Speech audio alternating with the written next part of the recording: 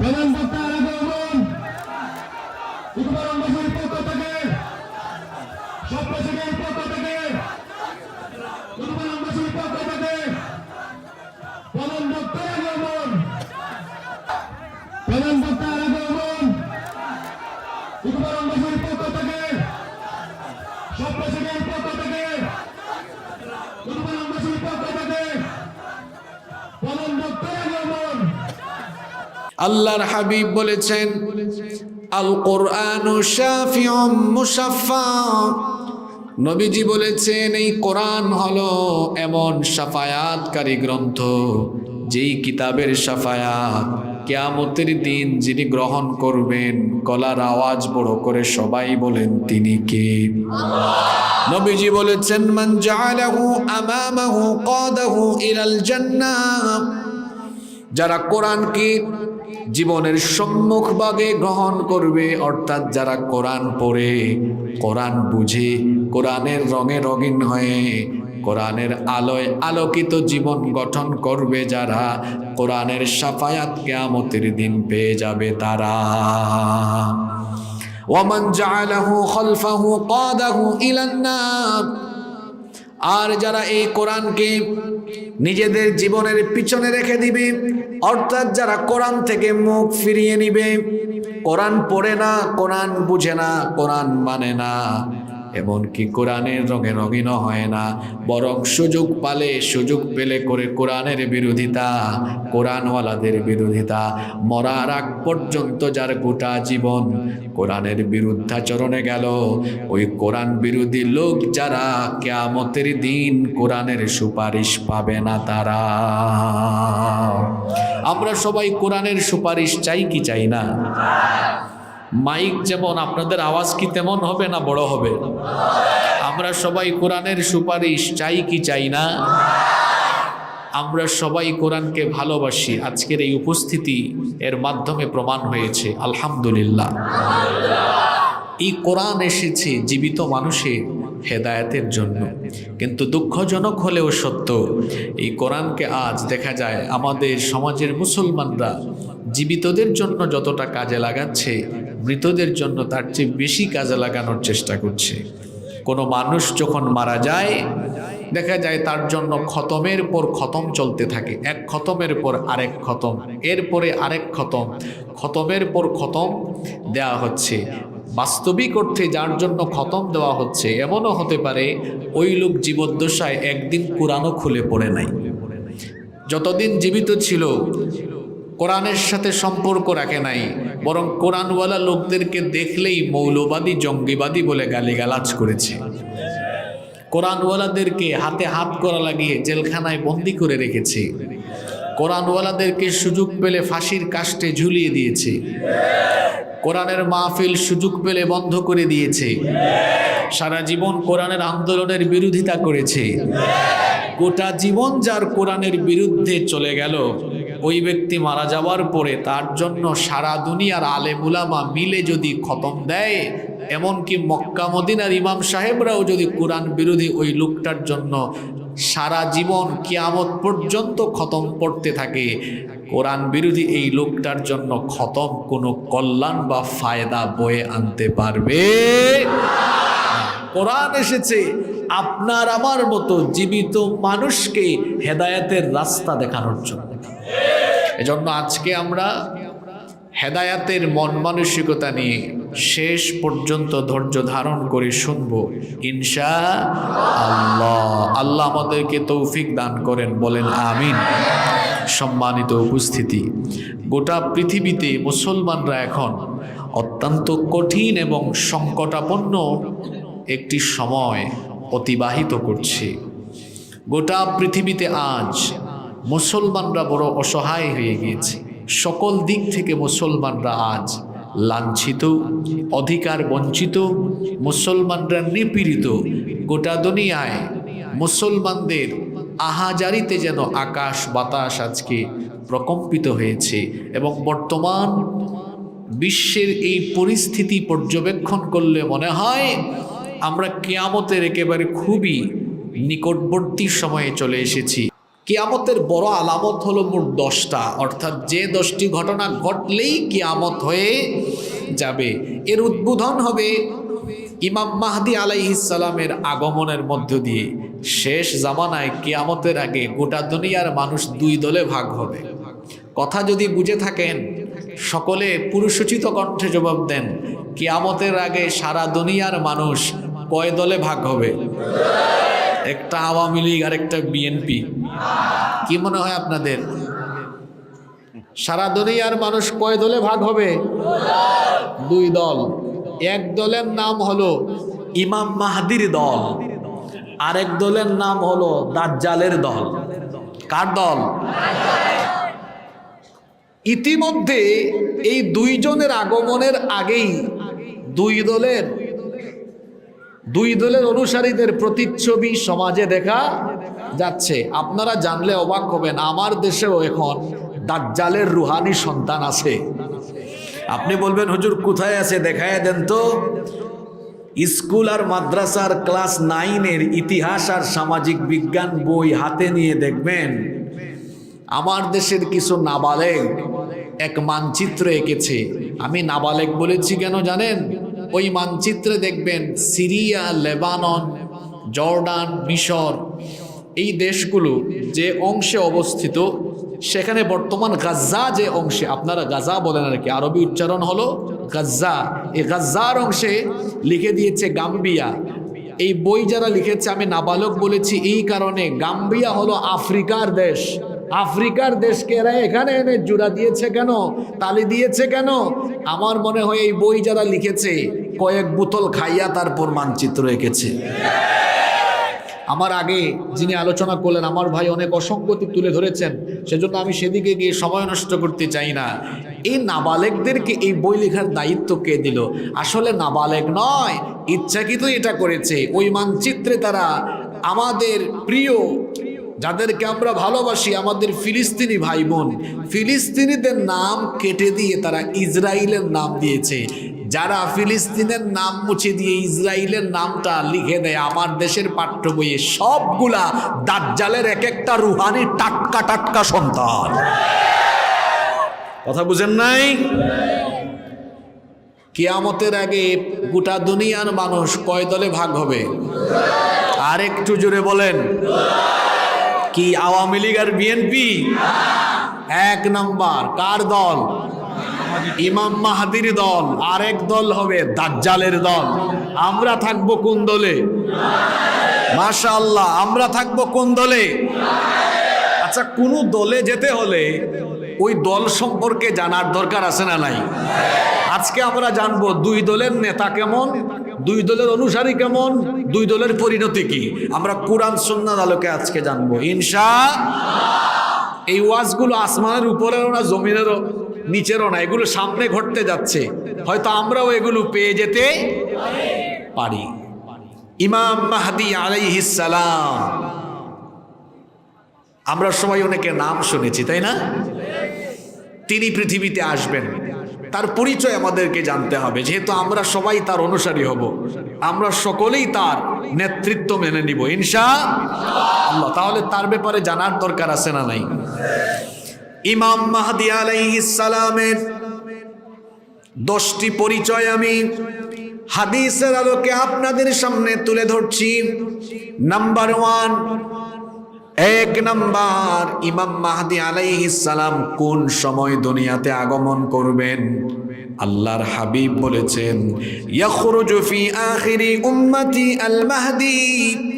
নবীজি বলেছেন আমার উম্মতের শেষ জামানায়, কিয়ামতের ঠিক আগ মুহূর্তে, কিয়ামত ঘটার কিছুদিন আগে, শেষ জামানায় ইমাম মাহদী আলাইহিস সালামকে যিনি দুনিয়াতে পাঠাবেন তিনি কে?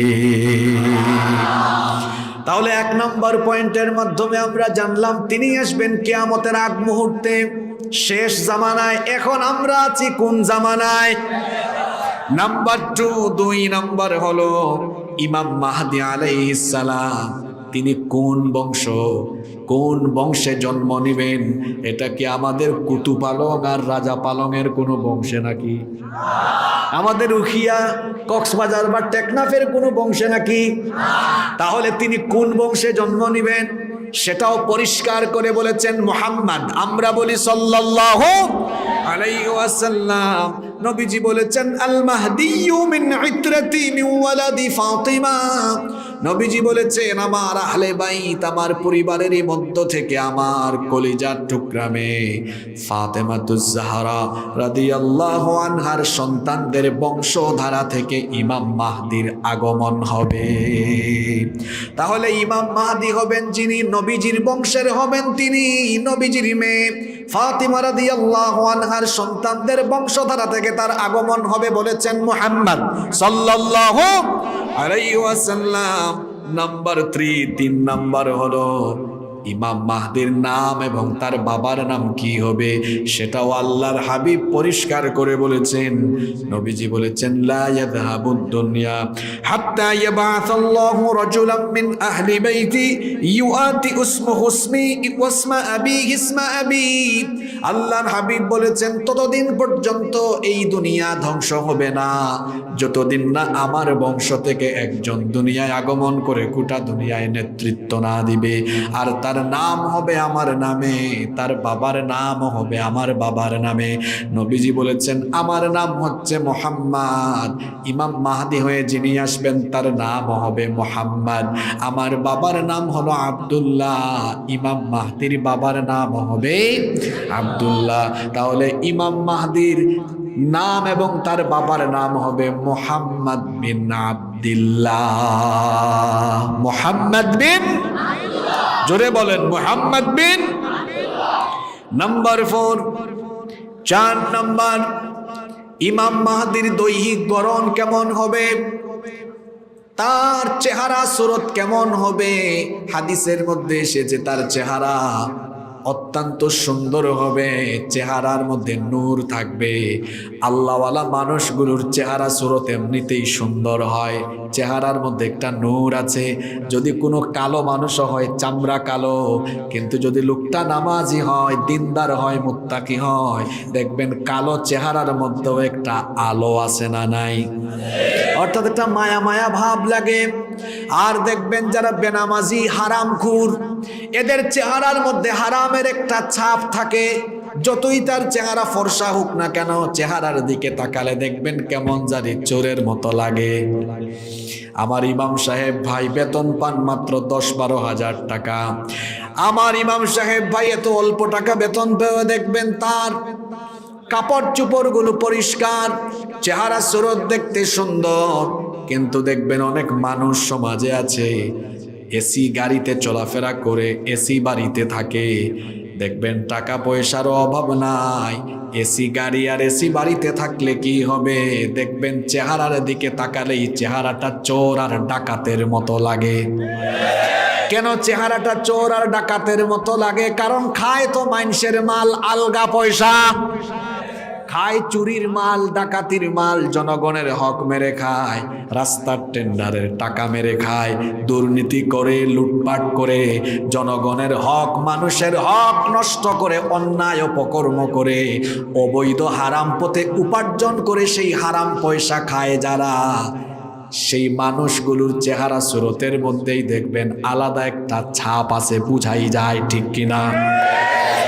বলছিলাম ইমাম মাহদি আলাইহিস সালামের কথা। তার দৈহিক গড়ন অত্যন্ত সুন্দর হবে, খুবই সুন্দর চেহারা বিশিষ্ট হবেন। আল্লাহর হাবিব তার ব্যাপারে বলেছেন আল মাহদিয়্যু মিন্নি আজলাল জাবহা আকনাল আনফ। নবীজি বলেছেন তার এই ললাটটা প্রশস্ত হবে, কপালটা প্রশস্ত হবে, তার নাকটা লম্বা হবে। নাম্বার 5 নাম্বার হলো ইমাম মাহদি আলাইহিস সালাম তিনি কোন পরিস্থিতিতে দুনিয়াতে আসবেন। শুনতেছেন তো আপনারা, না ঘুমাই গেছেন? কোন পরিস্থিতিতে তিনি দুনিয়াতে আগমন করবেন শুনেন।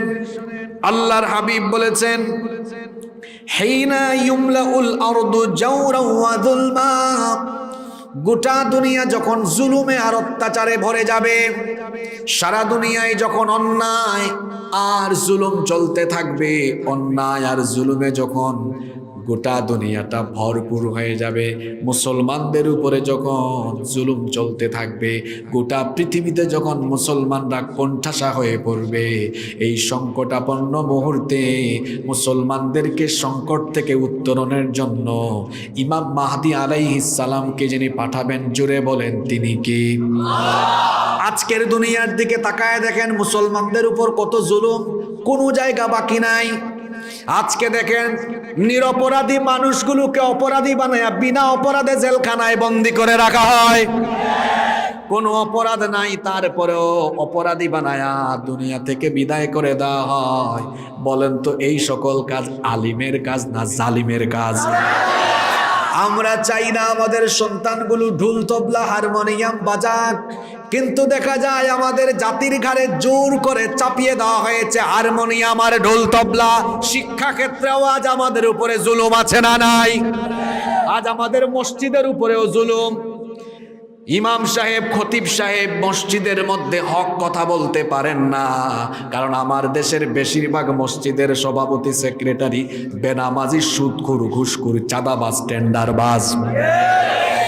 আমাদের মসজিদের কমিটিতে মানুষ পদ পেয়ে যায় টাকার গরমে, পয়সার গরমে, ক্ষমতার গরমে, অথচ আল্লাহ বলেছেন মসজিদ ব্যবস্থাপনায় থাকবে তারা আল্লাহ ভীরু যারা, নামাজি যারা। কিন্তু দেখা যায় আমাদের মসজিদগুলোতেও যারা বসে তারাও মসজিদের উপর জুলুম করে, মুসল্লিদেরকে হক কথা শুনতে দেয় না, ইমাম আর খতিবের উপরে জুলুম করে। জুলুমের কথা তো বলতে গেলে গোটা দুনিয়াতে এখন জুলুমে ভরা। গোটা পৃথিবীতে যখন জুলুম আরম্ভ হবে, এই সংকটাপন্ন মুহূর্তে মুসলমানদেরকে নেতৃত্ব দিয়ে এই সংকট থেকে উত্তরণের জন্য ইমাম মাহদী আলাইহিস সালামকে যিনি পাঠাবেন, গলার আওয়াজ বড় করে সবাই বলেন তিনি কে? নাম্বার 6, 6 নাম্বার ইমাম মাহদী আলাইহিস সালাম যখন আসবেন তখন কি হবে শোনেন। পরিস্থিতি এমন করে বদলে যাবে। আজকে আপনারা হয়তো ভাবছেন আমাদের শিক্ষা শেষ, আজকে আপনারা ভাবছেন রাম মন্দির বানিয়ে ফেলেছে, আমাদের বাবরি মসজিদ দখল করে, আপনারা ভাবছেন আমাদের মুসলমানদের অবস্থা খারাপ, আলিম ওলামাদের অবস্থা খারাপ। কিন্তু মনে রাখবেন এই খারাপ অবস্থা থাকবে না। রাত হয়ে যাচ্ছে 11টা, মানে সকাল হওয়ার সম্ভাবনা যেমন বাড়ছে, ইসলামের উপরে এই সংকটাপন্ন অবস্থা যত বেশি চেপে যাচ্ছে, ইসলামের সুদিন তত বেশি নিকটবর্তী হয়ে যাচ্ছে। এজন্য ভয় পাওয়ার কোনো কারণ নাই। আমি তো বলেছি কিয়ামতের আগে গোটা দুনিয়ার মানুষ কয় ভাগে ভাগ হয়ে যাবে। আগামীর দিন হলো ইসলামের দিন। ইমাম মাহদী আলাইহিস সালামের অনুসারীরা গোটা দুনিয়া দাপিয়ে বেড়াবে, গোটা দুনিয়াতে নেতৃত্ব দিবে, এতে কোনো সন্দেহ। ইমাম মাহদী আসার পরে পরিস্থিতি কেমনে বদলাবে শুনেন আল্লাহর নবীর জবান থেকে। আল্লাহর নবী বলেছেন তিনি যখন দুনিয়ায় আসবেন, আসার পরে ইয়ামলাউল আরদা কিসসাও ওয়া আদলা কামা মুলিআত যুলমান ওয়া জাওরা। তিনি আসার আগে অন্যায় আর জুলুম দিয়ে যেমন গোটা পৃথিবী পরিপূর্ণ ছিল, তিনি আসার পরে আল্লাহর কিতাব কোরআন দিয়ে যখন গোটা দুনিয়ায় ইসলামী হুকুমত চালু করবেন, গোটা দুনিয়াটাকে ন্যায় আর ইনসাফ দিয়ে ভরপুর করে যিনি দিবেন, সবাই বলেন তিনি কি? নাম্বার 6, 6 নাম্বার কথা বলছিলাম। তিনি আসার পরে পরিস্থিতি কেমনে বদলে যাবে? অভাব অনটন থাকবে না। আল্লাহর হাবিব বলেছেন ইয়াসকিহিল্লাহুল গায়থ, আসমান থেকে রহমতের বৃষ্টি তখন নাজিল হতে থাকবে। তুখরিজুল আরদু নাবাতাহা, জমিন থেকে ফসল উদ্গত হবে। জমিন থেকে যে ফসল হয় এগুলো আমাদের হুকুমে হয় না, আল্লাহর হুকুমে হয়। আল্লাহর হাবিব বলেছেন ইমাম মাহদীর জামানায় ফল ফসলে মানুষের ফসলের মাঠ ভরে যাবে, কারো ঘরে খাদ্যের কোনো অভাব থাকবে না, মানুষের ঘরে অভাব অনটন থাকবে না, দুর্ভিক্ষ থাকবে না। এখন প্রশ্ন হলো দুর্ভিক্ষ কেন থাকবে না? এর উত্তর হলো ইউতিল মালা সিহাহান, কারণ শাসক হবেন যিনি, গোটা দুনিয়ার আমির, গোটা দুনিয়াকে যিনি নেতৃত্ব দিবেন, তার মধ্যে কোনো দুর্নীতি থাকবে? এগুলো কি আমার কথা?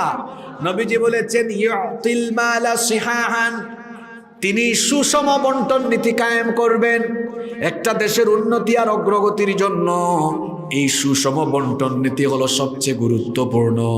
কোন দেশে যদি সম্পদের নেয়ামতে ভরপুর থাকে কিন্তু সেই দেশে যদি সুষম বন্টন নীতি না থাকে ওই দেশ কখনো উন্নত হতে পারবে। আমার দেশের সম্পদের অভাব নাই। আমার বাড়ি সিলেটে আছে পাথরের খনি, সেখানে আছে কয়লার খনি। দেশের 70% পাথর সিলেট থেকে সরবরাহ হয়। দেশের প্রায় 80% চা সিলেট বিভাগ থেকে আসে। সেখানে আছে পাথরের খনি, কয়লার খনি, চায়ের খনি, গ্যাসের খনি। এবার আসুন আপনি উত্তরবঙ্গে যান। আমি তো বাংলাদেশে প্রত্যেক বছর কয়েক মাস উত্তরবঙ্গে সফর করি। উত্তরবঙ্গে গেলে দেখবেন বাংলাদেশের বেশিরভাগ ফসলাদি সেই এলাকায় উৎপন্ন হয়। ধানের খেতে গেলে দেখবেন ধান আর ধান। জয়পুরহাটে গেলে দেখবেন আলু আর আলু। আবার আপনি যখন ওই কুড়িগ্রাম এদিকে যাবেন দেখবেন তিস্তা নদীতে বালুর উপরে মানুষ ভুট্টার চাষ করেছে। আমার দেশের উপরে আল্লাহর কত দয়া, আল্লাহর কত মায়া। আমি নিজের চোখে দেখেছি তিস্তা ব্যারেজে, তিস্তা নদীতে বালুর মধ্যে ভুট্টা চাষ হয়েছে। আল্লাহু আকবার। এবার আপনি যদি এখানে দক্ষিণ চট্টগ্রামে কক্সবাজার উখিয়াতে আসেন দেখেন কত নেয়ামত। এখানে মাছ আর মাছ, লবণ আর লবণ। মহেশখালীতে যান দেখবেন পান আর পান। এত নেয়ামত দিয়ে আমাদের কি যিনি ধন্য করেছেন, গলার আওয়াজ বড় করে সবাই বলেন তিনি কে? তো এত সম্পদ আছে তারপরেও কেন আমাদের গরিবী হালত যায় না, কেন আমাদের অভাব অনটন যায় না? এর কারণ হলো আমার দেশে যেমন আছে সম্পদের খনি, এই সম্পদগুলোকে চেটে পুটে খাবার জন্য এই দেশে আছে অনেক চোর ডাকাতের খনি। ইমাম মাহদী আলাইহিস সালামের সময়ে তিনি তো 5 বছর 10 বছরের জন্য ক্ষমতায় আসবেন না যে আমাকে মাল সব জমায়া বাড়ি করতে হবে, গাড়ি করতে হবে, সন্তানদের জন্য এটা সেটা করে দিতে হবে। তাকে তো আল্লাহ রাজত্ব দিবেন। এই জন্য তিনি দুনিয়াতে আসার পরে জনগণের মাল জনগণের কাছে ফিরায় দিবেন। সুষম বন্টন নীতি কায়েম করবেন। সুষম বন্টন নীতি যে সমাজে থাকে না সেই সমাজে দুঃখ কষ্ট কখনো যায় না। আমার দেশের এই চিত্র বদলে যাবে যদি আল্লাহওয়ালা, পরহেজগার, সৎ চরিত্রবান মানুষদের হাতে দায়িত্ব থাকে। আপনারা ঠিকটাও এমন ভাবে কইলেন দেখো মনে হচ্ছে এখানে মনে মনে সবাই শরীফা হয়ে গেছে। এটা তো সব মনে মনে মনে, এখানে সব পুরুষ হলো, আওয়াজ হচ্ছে এমন যেন মনে মনে তারা নারী। আপনারা সবাই পুরুষ না নারী? আপনারা শরীফ না শরীফা?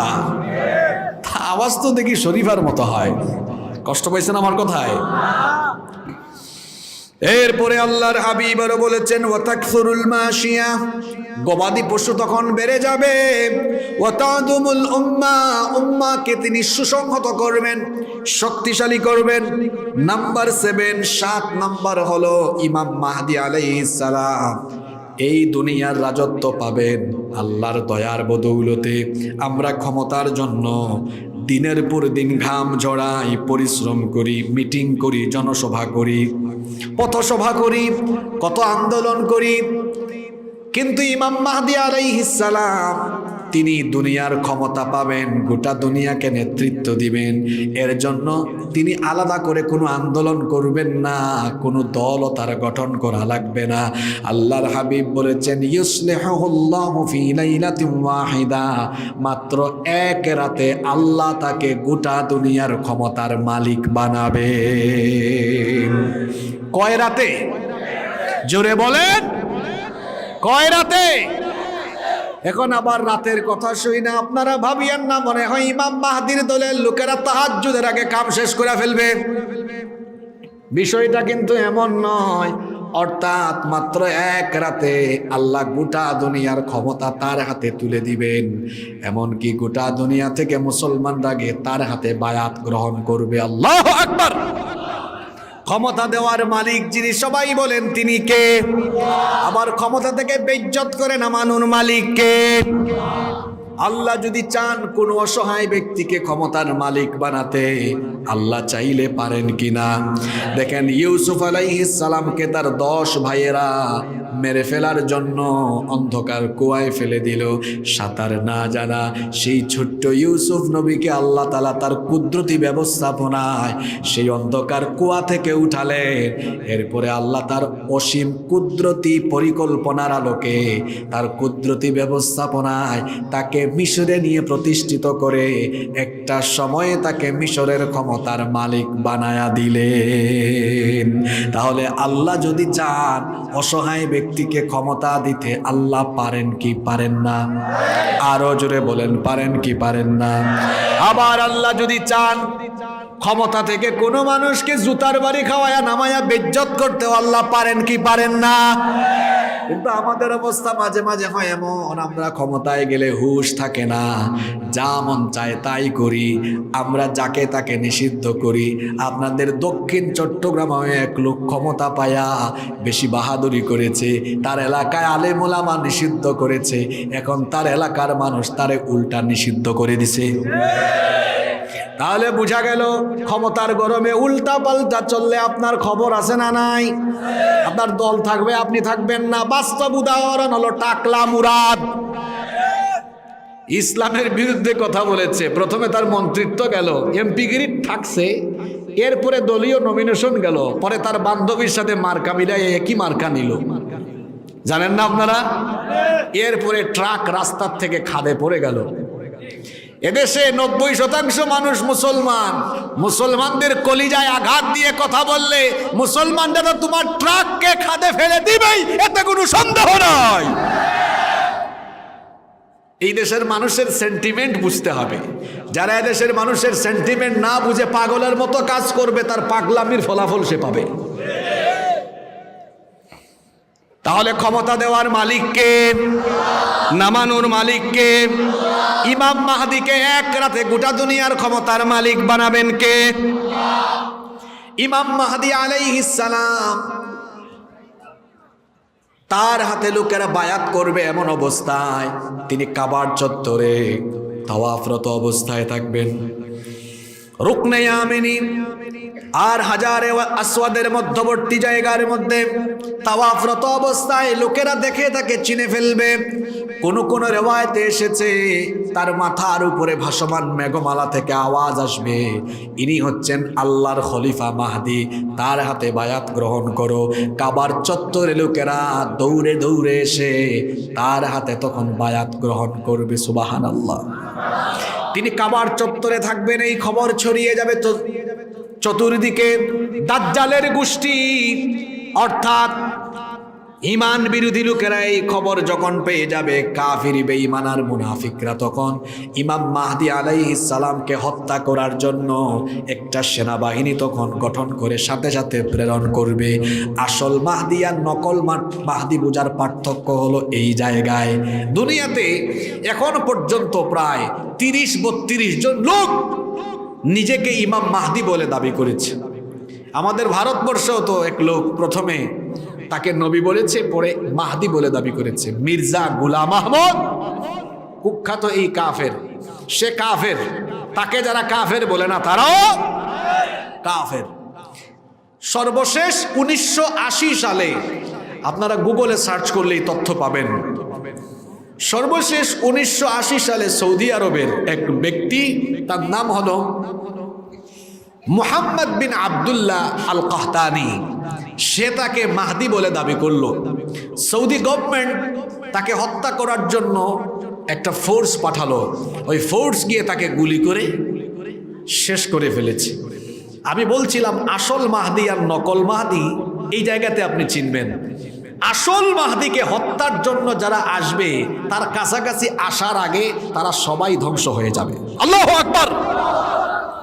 ইমাম মাহদির হাতে যখন মুসলমানরা বায়াত গ্রহণ করবে, এই খবর যখন কাফির বেঈমান মুনাফিকরা পেয়ে যাবে, তখন তারা একটা সেনাবাহিনী তার উদ্দেশ্যে প্রেরণ করবে। কথাটা আমি বানিয়ে বলছি না, আল্লাহর হাবিব বলেছেন, ইয়াউযু আইদুম বিল বাইত, নবীজি বলেছেন আমি আশ্চর্য হয়ে যাচ্ছি, কাবার চত্বরে আশ্রিত আমার বংশের সেই ব্যক্তি যাকে আল্লাহ শেষ জামানায় নেতৃত্বের জন্য পাঠাবেন, তিনি যখন সেখানে আশ্রয় গ্রহণ করবেন, কাবার চত্বরে থাকবেন, ফায়ুবাতু ইলাইহি বাস, তার উদ্দেশ্যে একটা দল প্রেরণ করা হবে। ফাইদা কানু বিবাইদাই মিনাল আরদি খুসিফা বিহিম, যখন ওই বাহিনী বাইদা নামক উপত্যকায় পৌঁছাবে, ওই বাহিনীকে মাটির তলায় যিনি গেড়ে দিবেন, জোরে বলেন তিনি কি? আসল মাহদিকে বন্দুকের গুলি, মিসাইল, পারমাণবিক অস্ত্র, বোমা দিয়ে শেষ করা যাবে না। তার কাছে যাওয়ার আগেই ওদের সবাইকে মাটির তলায় গেড়ে দিবেন যিনি, তিনি কে? তাহলে বোঝা গেল আমাদের নেতা, এই নেতাকে হত্যা করা এত সহজ। নাম্বার 9 নম্বরে আল্লাহর হাবিব বলেছেন, ইমাম মাহদি আগমনের খবর যখন গোটা দুনিয়ায় ছড়িয়ে যাবে, খোরাসানের দিক থেকে তুর্কমেনিস্তান, উজবেকিস্তান, আফগানিস্তান, ওই দিকের অঞ্চল থেকে কালো পতাকাবাহী লোকেরা সবার আগে ইমাম মাহদির সৈন্য হওয়ার জন্য তারা রওনা করবে। সুবহানাল্লাহ। নবীজি বলেছেন, দুনিয়ার মুসলমানরাও আমার উম্মত, তোমরা যেখানেই থাকো না কেন, কুতুব আলম, রাজা পালং, মুখিয়ার যেখানেই থাকো না কেন, ইমাম মাহদি আগমনের খবর যদি পেয়ে যাও, নবীজি বলেছেন, ফাইদা রাআইতুমুহু ফাবাইউহু ওয়ালাউ হাবওয়ান আলা সালজ, নবীজি বলেছেন, বরফের উপর দিয়ে হামাগুড়ি দিয়ে হলেও তখন তোমরা দলে দলে গিয়ে মাহদির সৈন্য হয়ে যাও। আমরা যদি জীবদ্দশায় এই খবর পাই, তাহলে সবকিছু ফেলে দিয়ে সৈন্য হতে কারা কারা রাজি? দুহাত তুলে আল্লাহকে দেখা।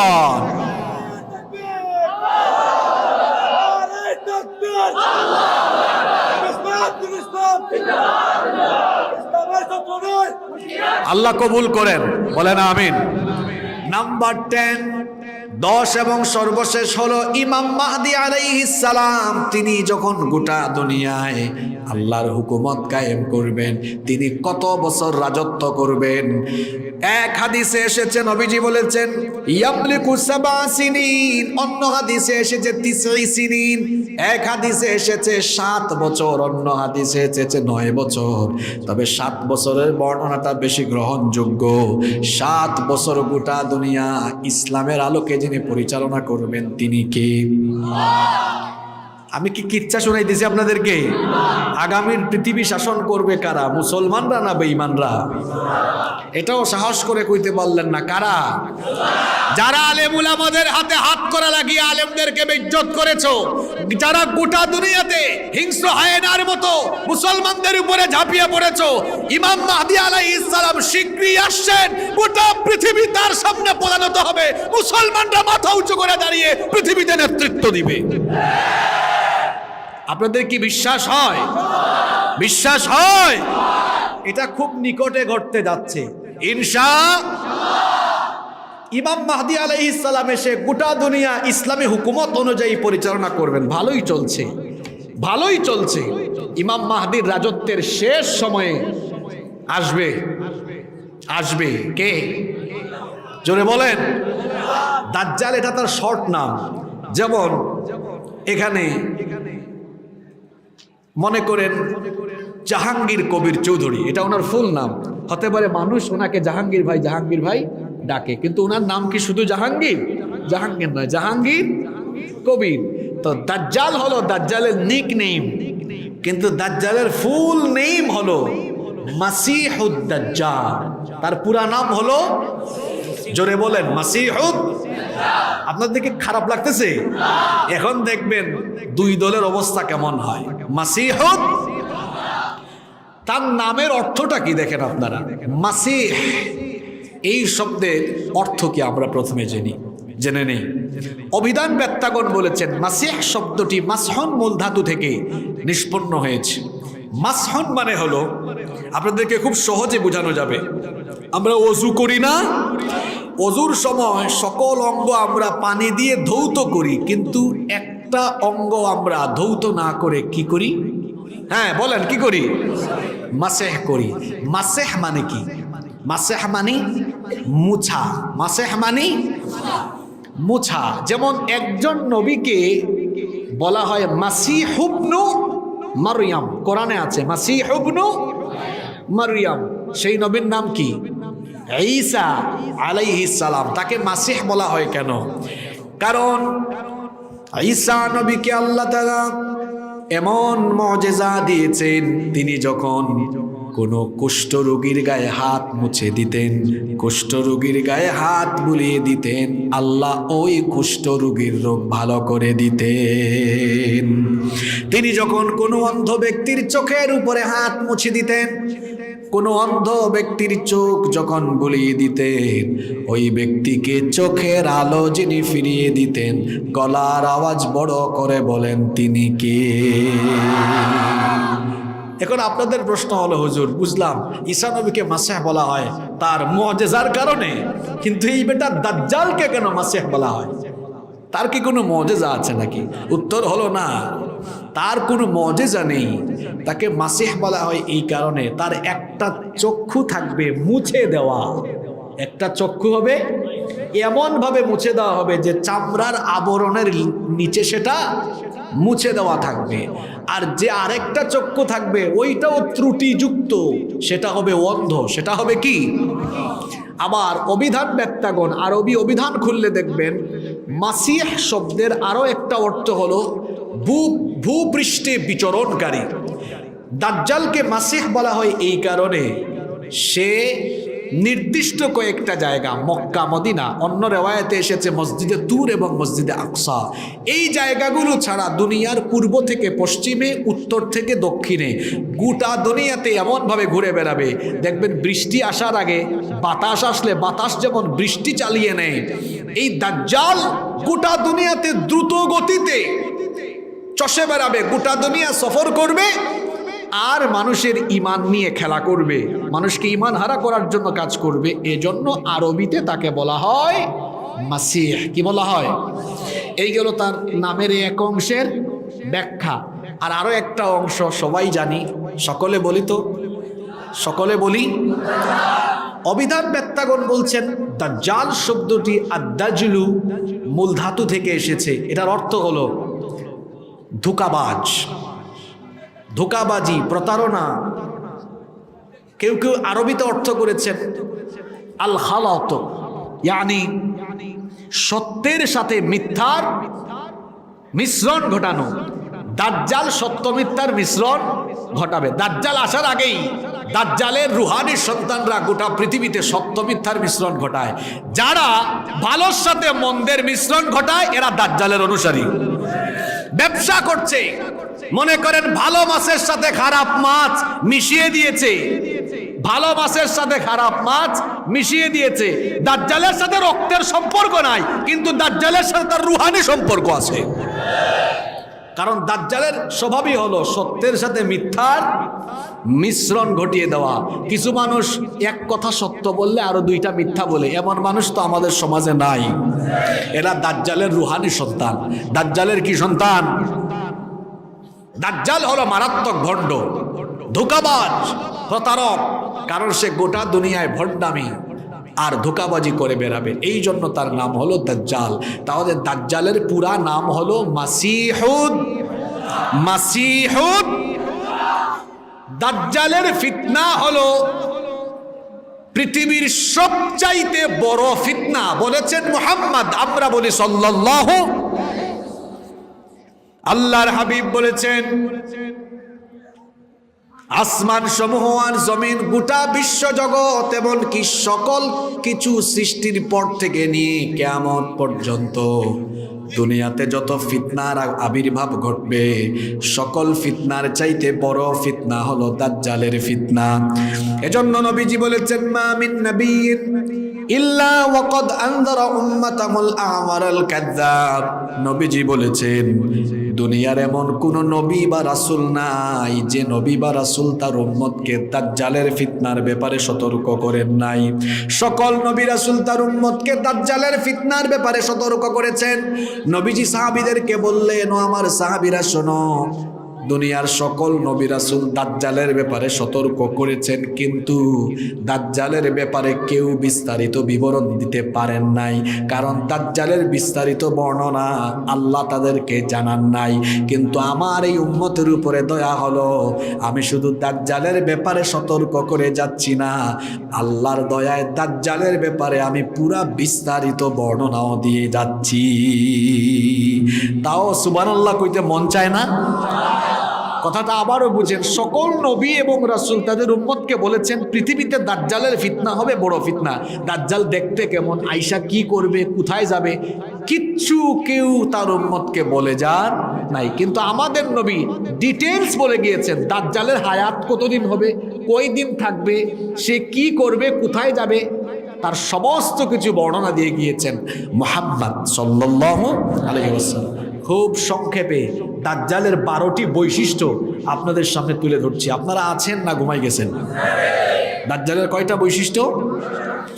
নাম্বার 1, 1 নাম্বার, দাজ্জাল কি জিন ভূত হবে না মানুষের সুরতে হবে? আল্লাহর হাবিব বলেছেন মানুষের মধ্য থেকেই মানুষের আকৃতিতে দাজ্জালের আগমন হবে, তবে দেখতে সে মানুষের মতো হলেও তার মধ্যে স্বতন্ত্র কিছু বৈশিষ্ট্য থাকবে। দেখতে সে বিরাট দানব আকৃতির হবে, মানুষের মধ্য থেকেই তার আগমন হলেও তার মধ্যে আলাদা কিছু বৈশিষ্ট্য থাকবে। এবার শুনুন সেই বৈশিষ্ট্যগুলো কি। নাম্বার 2, 2 নম্বরে নবীজি বলেছেন আলা ইন্নাল মাসিহাদ দাজ্জাল আওয়ারাল আইন। নবীজি বলেছেন সাবধান আমার উম্মত, দাজ্জালকে চিনবা কেমনে শোনো। দাজ্জালের একটা চক্ষু হবে কানা, অন্ধ। দাজ্জাল চোখে দেখবে না, দাজ্জাল হবে অন্ধ। জোরে বলেন, দাজ্জালের একটা চক্ষু হবে। আল্লাহর নবী বলেছেন সে নিজেকে দাবি করবে আমি হচ্ছি রব। খবরদার ঈমান হারা হয় না। সে তো মানুষ, মানুষের মতোই পেশাব পায়খানা করবে, খাওয়া দাওয়া করবে। যিনি রব তিনি মানবীয় সকল গুণাবলীর ঊর্ধ্বে। আমাদের রব যিনি, গলার আওয়াজ বড় করে সবাই বলেন তিনি কি? নাম্বার 3 নম্বরে নবীজি বলেছেন ইন্নাহু শাবুন কাতাত। দাজ্জাল হবে মধ্যবয়সী একজন অস্বাভাবিক আকৃতির যুবক। নাম্বার 4 নম্বর হচ্ছে নবীজি বলেছেন আন্নাহু আহমার, তার গায়ের রং হবে লাল। অন্য বর্ণনা এসেছে তার গায়ের রং হবে শ্বেত, সাদা চামড়ার অধিকারী হবে। নাম্বার 5 নম্বর হলো নবীজি বলেছেন আন্নাহু জাদুস শার, তার মাথার চুল হবে অস্বাভাবিক কোকড়ানো, অস্বাভাবিক কোকড়ানো চুল থাকবে। নাম্বার 6 নম্বর হলো মাকতুবুন বাইনা আইনাইহি কাফ ফা র। কোন রিওয়ায়াতে এসেছে তার কপালের মধ্যে লেখা থাকবে কাফির, আর কোন বর্ণনা এসেছে তার কপালের মধ্যে লেখা থাকবে আরবি 3টা অক্ষর। জুড়ে বলেন কয়টা অক্ষর? কাফ ফা র। বলেন কাফ ফা র, কাফির, এটা লেখা থাকবে। নবীজি বলেছেন উচ্চ শিক্ষিত লোক কিন্তু তার অন্তরে যদি ঈমান না থাকে, নিফাক যদি থাকে, ঈমান না থাকলে এত পড়ালেখা জানলেও দাজ্জালের জামানায় পুস্টার পড়তে পারবে। লেখাপড়া জানলেও ঈমান না থাকলে দাজ্জালের কপালে লেখা কাফির লেখা সে পড়তে পারবে। আপনারা হয়তো ভাবতে পারেন হুজুর কেন পড়তে পারবে না? কারণ সে তো শিক্ষিত মানুষ। এর কারণ হলো তার অন্তরের মধ্যে ঈমানের নূর না থাকার কারণে ওই ব্যক্তি প্রতারণায় পড়ে যাবে, দাজ্জালের ধোঁকা, দাজ্জালের খপ্পরে পড়ে যাবে। সেজন্য দাজ্জালের কপালের কাফির লেখা পড়তে পারবে। আবার অন্যদিকে কারো মধ্যে যদি ঈমান থাকে আর সে যদি অশিক্ষিত হয়, পড়ালেখা নাও জানে, দাজ্জালের কপালে লেখা থাকা কাফির সে পড়তে পারবে। বলবেন পড়ালেখা না জানা ব্যক্তি কি করে পড়বে? তার অন্তরের মধ্যে ঈমানের নূর থাকার কারণে ওই ঈমানদারের অন্তর্দৃষ্টি যিনি খুলে দিবেন তিনি কে? এরপরে নাম্বার 7 নম্বরে নবীজি বলেছেন ইন্না মাসিহাদ দাজ্জাল রাজুলুন কাসীরুন আফহাজ। দাজ্জাল হবে বেটে, খাটো। আপনারা এই উখিয়াতে খাটো মানুষকে আঞ্চলিক ভাষায় কি বলেন? বাইট্টা। তাহলে দাজ্জাল হবে জোরে বলেন। শুধু বাইটটা না, সে হবে আফহাজ। আফহাজ মানে হলো ওই যে ছেলেদেরকে খতনা করায়, আপনাদের এলাকায় খতনা বলেন না মুসলমানি বলেন? মুসলমানি করার পরে ছেলেরা প্রথম 2-1 দিন কেমনে হাঁটে? হ্যাঁ, সেগাই সেগাই 2 পা 2 দিকে দিয়ে দিয়ে হাঁটে। নবীজি বলেছেন দাজ্জাল সেগাইয়া সেগাইয়া হাঁটবে। হাসবেন না, অনেক সুস্থ যুবক আছে রাস্তাঘাটে যখন হাঁটে দাজ্জালের মতো সেগাইয়া সেগাইয়া হাঁটে। খবরদার যুবক ভাইয়েরা, দাজ্জালীয় কায়দায় হাঁটাচলা করবেন না। অনেক যুবক আছে মোটর সাইকেল যখন চালায় ডিজে কায়দায়, কিছুক্ষণ ডানে কিছুক্ষণ বামে, আছে না নাই? আবার মোটর সাইকেল চালায় তো চালায়, যখন মহিলা কলেজের সামনে দিয়ে যায় গিয়ার বাড়ায়া দেয়, তখন শুধু পিপ পিপ পিপ পিপ। এইরকম ছেলে আছে না নাই? ইমানদার কখনো বেয়াদব হয় না। আল্লাহর প্রিয় বান্দারা, রহমানের বান্দারা বিনয়ী হয়, আদবওয়ালা হয়। এজন্য আল্লাহ সূরা ফুরকানের মধ্যে বলেছেন, ওয়া ইবাদুর রহমানিল্লাযীনা ইয়ামশুনা আলাল আরদি হাওনা। রহমানের বান্দা হলো তারা দুনিয়াতে নম্রভাবে ভদ্রভাবে বিনয়ের সাথে বিচরণ করে যারা। আমরা বেয়াদবের মতো রাস্তাঘাটে চলবো না, আদব মেনটেন করে ভদ্রতার সাথে চলবো ইনশাআল্লাহ। তাহলে দাজ্জালের বৈশিষ্ট্য পেলাম, বাইটটা আর সেগায়া সেগায়া হাঁটুন না। নাম্বার 8, 8 নাম্বার হলো দাজ্জাল হবে নির্বংশ। দাজ্জালের কোনো ছেলে মেয়ে থাকবে না। নবীজি বলেছেন আন্নাদ দাজ্জাল লা ইউলাদু লাহু, দাজ্জালের কোনো সন্তান থাকবে না। আপনারা মনে মনে ভাববেন, হুজুর তো আপনি বলেছেন একটু আগে দাজ্জালের অনেক রুহানি সন্তান আছে। রুহানি সন্তান এক জিনিস, আর রক্তের সন্তান হলো, রুহানি সন্তান মানে হলো তার খাইসলত ধারণ করে, খাইসলত লালন করে। যেমন দুনিয়াতে এখন ফেরাউন নামে কেউ নাই, নমরুদ নামে কেউ নাই, কিন্তু দেখবেন অনেক এলাকায় অনেক মসজিদে ফেরাউন নমরুদের ওয়াজ করলে তাদের কলিজাটা জ্বলে পুড়ে ছাই হয়ে যায়। ফেরাউন আর নমরুদের ওয়াজ শুনে মন খারাপ করে যারা, ফেরাউন আর নমরুদের রুহানি সন্তান হলো তারা। ওয়াজ হয় ফেরাউনের, মন খারাপ হয় তার। এমন মানুষ তো আমার সমাজে নাই। আসলে ফেরাউনের বৈশিষ্ট্যের সাথে তার বৈশিষ্ট্য মিলে যায়। যেমন ফেরাউনের স্বভাব হলো, ফেরাউন হলো অহংকারী। 2 নম্বরে ফেরাউন হলো, যেমন সূরা কসাস পড়বে, ফেরাউন হলো এমন ওয়াজালা আহলাহা শিয়া, সে একটা বানিয়েছে তার নিজের দল, আর একটা বানিয়েছে তার বিরোধী দল। বানায়া কি করেছে, ইয়াস্তাদাইফু তাইফাতাম মিনহুম, সেখান থেকে এক দলকে দুর্বল বানিয়েছে যারা ইমানদার বনি ইসরাইল। কেন বনি ইসরাইলকে দুর্বল বানিয়েছে? কারণ তার আগে ফেরাউনের আগে মিশরকে শাসন করেছিল বনি ইসরাইলরা। এই জন্য ক্ষমতায় এসে ফেরাউন বনি ইসরাইলদের কথাবার্তা, তাদের কথা বলা চলাফেরার স্বাধীনতা কেড়ে নিয়েছিল। আজকেও যারা ক্ষমতার জন্য মানুষকে ঘরে ঘুমাতে দেয় না, এলাকায় থাকতে দেয় না, বাড়িতে থাকতে দেয় না, এরা হলো ফেরাউনের মতো স্বৈর শাসক। এখন ফেরাউন আর নমরুদের কথা বললে আপনার মন খারাপ হওয়ার কথা না, কারণ ফেরাউন তো ফেরাউন, নমরুদ তো না। আপনার মন খারাপ হলে পাবলিক বুঝে নিবে তার সাথে আপনার রুহানি কানেকশন আছে, ঠিক কি না? নাম্বার 9 নম্বর হলো, নবীজি বলেছেন এই দাজ্জাল হবে অস্বাভাবিক আকৃতির, দানব আকৃতির, দানবের মতো তার চেহারা থাকবে, তার সুরত থাকবে দানবের মতো। 11 নম্বর হলো, নবীজি বলেছেন সে হবে এমন স্বভাবের, ইনহিনা মানে হলো যেটাকে আমরা সহজ বাংলায় বলি গাউরা, গার তেরা, বক্র স্বভাবের। দাজ্জাল হবে বক্র স্বভাবের। 11 নম্বর হলো আজলাল জাবহা, তার এই ললাট তার এই কপাল হবে অস্বাভাবিক রকমের প্রশস্ত। 12 নম্বর হলো, নবীজি বলেছেন তার এই কাঁধ, এই অংশটা অনেক বেশি চওড়া থাকবে। এই যে দাজ্জালের বৈশিষ্ট্য বললাম, এই দাজ্জাল পৃথিবীতে আগমন করবে, আত্মপ্রকাশ করবে, কিন্তু দাজ্জালের জন্ম হয়ে গেছে। দাজ্জালের জন্ম, আপনারা কি ভাবছেন দাজ্জালের জন্ম হবে? নবীজির জামানায় দাজ্জাল ছিল, দাজ্জালের জন্ম বহু আগে হয়ে গিয়েছে।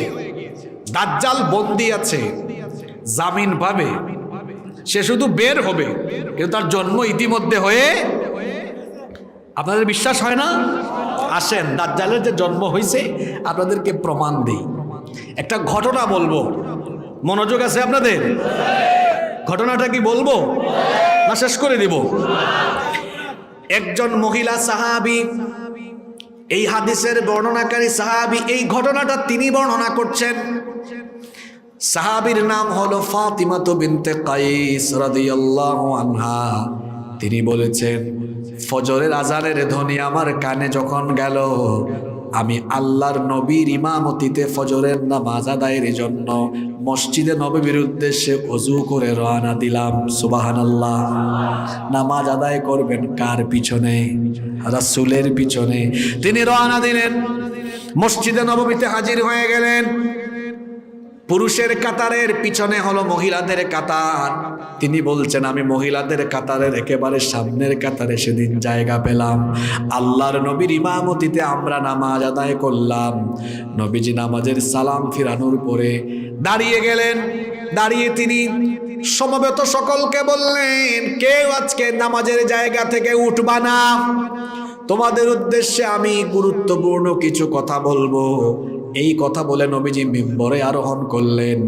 এরপরে তিনি সকল সাহাবীদেরকে সম্বোধন করে বললেন, ও আমার সাহাবীরা, আমি তোমাদেরকে বারবার সতর্ক করি দাজ্জালের ব্যাপারে। দাজ্জালের ব্যাপারে আজ আমি এমন সংবাদ দিব যে সংবাদ ইতিপূর্বে আমি তোমাদেরকে দেই নাই। তামিমদারি এতদিন খ্রিস্টান ছিল, কিন্তু সে এখন মুসলমান হয়েছে, আমার সাহাবীতে পরিণত হয়েছে। নামটা মনে রাখবেন, তামিম দারি। তামিম তামিম তামিম। নবীজি বললেন, তামিম দারি এতদিন খ্রিস্টান ছিল, এখন সে আমার কাছে এসে ইসলাম গ্রহণ করে মুসলমান হয়েছে। দাজ্জালের ব্যাপারে তামিম দারি আমাকে এমন একটি ঘটনা বলেছে, এমন সংবাদ দিয়েছে, দাজ্জালের ব্যাপারে আমি যা তোমাদেরকে জানাতে চাই তার কথার সাথে সেগুলো হুবহু আমার মিলে গিয়েছে। এই জন্য আজকে দাজ্জালের ব্যাপারে আমি তোমাদেরকে পুরোপুরি বলছি। নবীজি বললেন, তামিমদারি এবং তার 30 জন সাথী, লাখাম এবং জুজাম গোত্রের তার 30 জন সাথী মিলে তারা সমুদ্র ভ্রমণে বের হয়েছিল। সমুদ্র ভ্রমণে তারা বের হওয়ার পরে সামুদ্রিক ঝড়ের কবলে তারা পড়ে গেল। সামুদ্রিক ঝড়ের কবলে যখন তারা পড়ে গেল, সমুদ্রের উত্তাল তরঙ্গমালা, সমুদ্রের উত্তাল ঢেউ তাদের জাহাজকে দিক বিদিক নিয়ে যেতে লাগলো। এমনি করে একদিন দুই দিন নয়, একটানা 1 মাস সাগরের মধ্যে তারা হারিয়ে গেল, পথ হারিয়ে ফেললো। এমনি করে 1 মাস পথ চলার পরে তাদের সেই জাহাজ 1 মাস পরে আসরের ঠিক পরে মাগরিবের আগ মুহূর্তে সূর্য ডুবার আগে একটা অচিন দ্বীপের মধ্যে গিয়ে তাদের জাহাজটা নোঙ্গর করলো। তারা তখন সেই জাহাজ থেকে নামলেন কয় মাস পরে? জোরে বলেন। 1 মাস পরে তারা যখন জাহাজ থেকে অবতরণ করলেন, তারা ওই দ্বীপে যাওয়ার পরে হাঁটা আরম্ভ করলেন। হাঁটতে হাঁটতে হাঁটতে হাঁটতে হঠাৎ করে তারা এক অদ্ভুত ভয়ঙ্কর প্রাণীর সাক্ষাৎ পেলেন। এই প্রাণীর গায়ে এত বেশি লোম, গায়ে অতিরিক্ত লোম থাকার কারণে বোঝা যাচ্ছিল না তার শরীরের সামনের অংশ কোনটা আর পিছনের অংশ কোনটা। অদ্ভুত ভয়ঙ্কর সেই প্রাণীকে তারা জিজ্ঞেস করলেন, মান আনতা, তুমি কে? সে তখন জবাব দিল, আনাল জাসসাসা, আমি হলাম জাসসাসা। জাসসাসা মানে হলো গোয়েন্দা, গুপ্তচর। তারা তখন জিজ্ঞেস করলেন, এই অচিন দ্বীপে নিরিবিলি জায়গায় তুমি কার গোয়েন্দাগিরি করো, তুমি কার গুপ্তচরগিরি করো? সে তখন বলল, তোমরা সামনের দিকে এগিয়ে যাও, আরো কিছুক্ষণ এগিয়ে গেলে দেখবা কার গোয়েন্দাগিরি আমি করি। তারা সামনের দিকে এগিয়ে গেলেন। যেতে যেতে তারা এক জায়গায় গিয়ে দেখলেন বিরাট দানব আকৃতির এক ব্যক্তি, তার হাত থেকে নিয়ে ঘাড় পর্যন্ত শিকল দিয়ে তাকে বাঁধা, পায়ের পাতা থেকে নিয়ে হাঁটুর উপর পর্যন্ত জিঞ্জির দিয়ে শিকল দিয়ে বাঁধা। তখন তারা তাকে জিজ্ঞেস করলেন, ও চিনেই দিবে, তোমার মতো এই বিরাট দানবাকৃতির ব্যক্তি এখানে কি করছো, আর তোমার হাত পা কেন শিকল দিয়ে বাঁধা? সে তখন বলল, আমি কেন শিকল দিয়ে বাঁধা এটা বলবো পরে, আগে বলো তোমরা এখানে আসলে কেমনে। তারা পুরো কাহিনী শোনালেন। সমুদ্র ভ্রমণে বের হয়ে আমরা পথ হারিয়ে ফেলেছিলাম, ঝড়ের কবলে পড়েছিলাম। আজ মাসখানেক পরে আমরা এখানে অবতরণ করেছি। এখানে আসার আগে এক গোয়েন্দা পেলাম, সে বলল সামনে আগালে নাকি কারো দেখা পাবো। সে তখন বলল, হ্যাঁ এটা হলো আমার গোয়েন্দা, আমারই দেখা পাবে, এটাই সে বলেছে। তখন তারা বললেন, তাহলে তুমি কে, তোমার পরিচয় দাও, তুমি এখানে কি করো, তোমার অবস্থা এমন কেন, মানুষের সুরত হলেও তোমার দেহ এত বিশাল কেন, আর তোমাকে দেখতে এত ডেঞ্জারাস লাগে কেন, এত ভয়ঙ্কর কেন, তুমি শিকল দিয়ে বাঁধা কেন? সে তখন বলল, আমি তোমাদেরকে উত্তর দিব, পরে তোমরা আমার 3টা প্রশ্নের উত্তর দাও। আগে জোরে বলেন, কয়টা প্রশ্নের উত্তর? 3টা প্রশ্নের উত্তর দাও আগে। নাম্বার 1, 1 নম্বর প্রশ্ন হলো, আমাকে তোমরা বাইসানের খেজুর বাগান সম্পর্কে খবর দাও। 2 নম্বর প্রশ্ন হলো, জুগারের ঝর্ণার খবর দাও। 2 নম্বর প্রশ্ন হলো, বুহাইরাতুত তাবারিয়া, তাবারিয়া উপসাগরের খবর দাও। 3 নম্বর হলো, জুগারের ঝর্ণার খবর দাও। প্রশ্ন করলো মোট কয়টা? যুবক তরুণ ছাত্ররা ঘুমায় যায়ও না, এগুলো খুব গুরুত্বপূর্ণ। এই হাদিসটা কয়টা প্রশ্ন? 1 নম্বর প্রশ্ন ছিল বাইসানের খেজুর বাগান সম্পর্কে, 2 নম্বর প্রশ্ন ছিল তাবারিয়া উপসাগর সম্পর্কে, 3 নম্বর প্রশ্ন ছিল জুগারের ঝর্ণা সম্পর্কে। এরা তখন জিজ্ঞেস করলেন, তোমার 1 নম্বর প্রশ্ন করেছো বাইসান সম্পর্কে, বাইসানের খেজুর বাগানের কি সম্পর্কে তুমি জানতে চাও? সে বলল, বাইসানের খেজুর বাগান আছে, বাইসানের খেজুর বাগানের খেজুর গাছে কি এখনো খেজুর পাকে নাকি, খেজুর গাছে কি খেজুর আছে নাকি? তারা বললেন, হ্যাঁ, বাইসানের খেজুর বাগানের খেজুর গাছগুলোতে এখনো অনেক খেজুর আসে, খেজুর পাকে, খেজুরগুলো মানুষ খায়। আপনাদের প্রশ্ন হতে পারে, হুজুর বাইসান এটা আবার কি? বাইসান এটা ছিল ফিলিস্তিনের একটা অঞ্চল, কিন্তু এই অঞ্চলটাকে এখন অসভ্য জারজ দখলদার ইহুদিরা তাদের থেকে দখল করে নিয়েছে। বুঝতেছেন কথা? 2 নম্বর প্রশ্ন করেছে, আমাকে তাবারিয়া উপসাগরের খবর দাও। এখন তাবারিয়া লিখলে আসবে না, গুগলে আপনি যখন লিখবেন সি অফ গ্যালিলি তখন এটা আসবে, সি অফ গ্যালিলি, দেখবেন আপনারা ইউটিউবে গুগলে আসবে। তারা জিজ্ঞেস করলেন, তাবারিয়া উপসাগরের কোন খবর তুমি জানতে চাও? সে বলল, তাবারিয়া উপসাগরে কি এখনো পানি আছে নাকি, আর সেই পানি দিয়ে মানুষকে এখনো চাষাবাদ করে নাকি? তারা বললেন, হ্যাঁ, তাবারিয়া উপসাগরে এখনো অনেক পানি আছে, সেই পানি মানুষ ব্যবহার করে এবং কৃষি কাজেও সেগুলো ব্যবহার করে।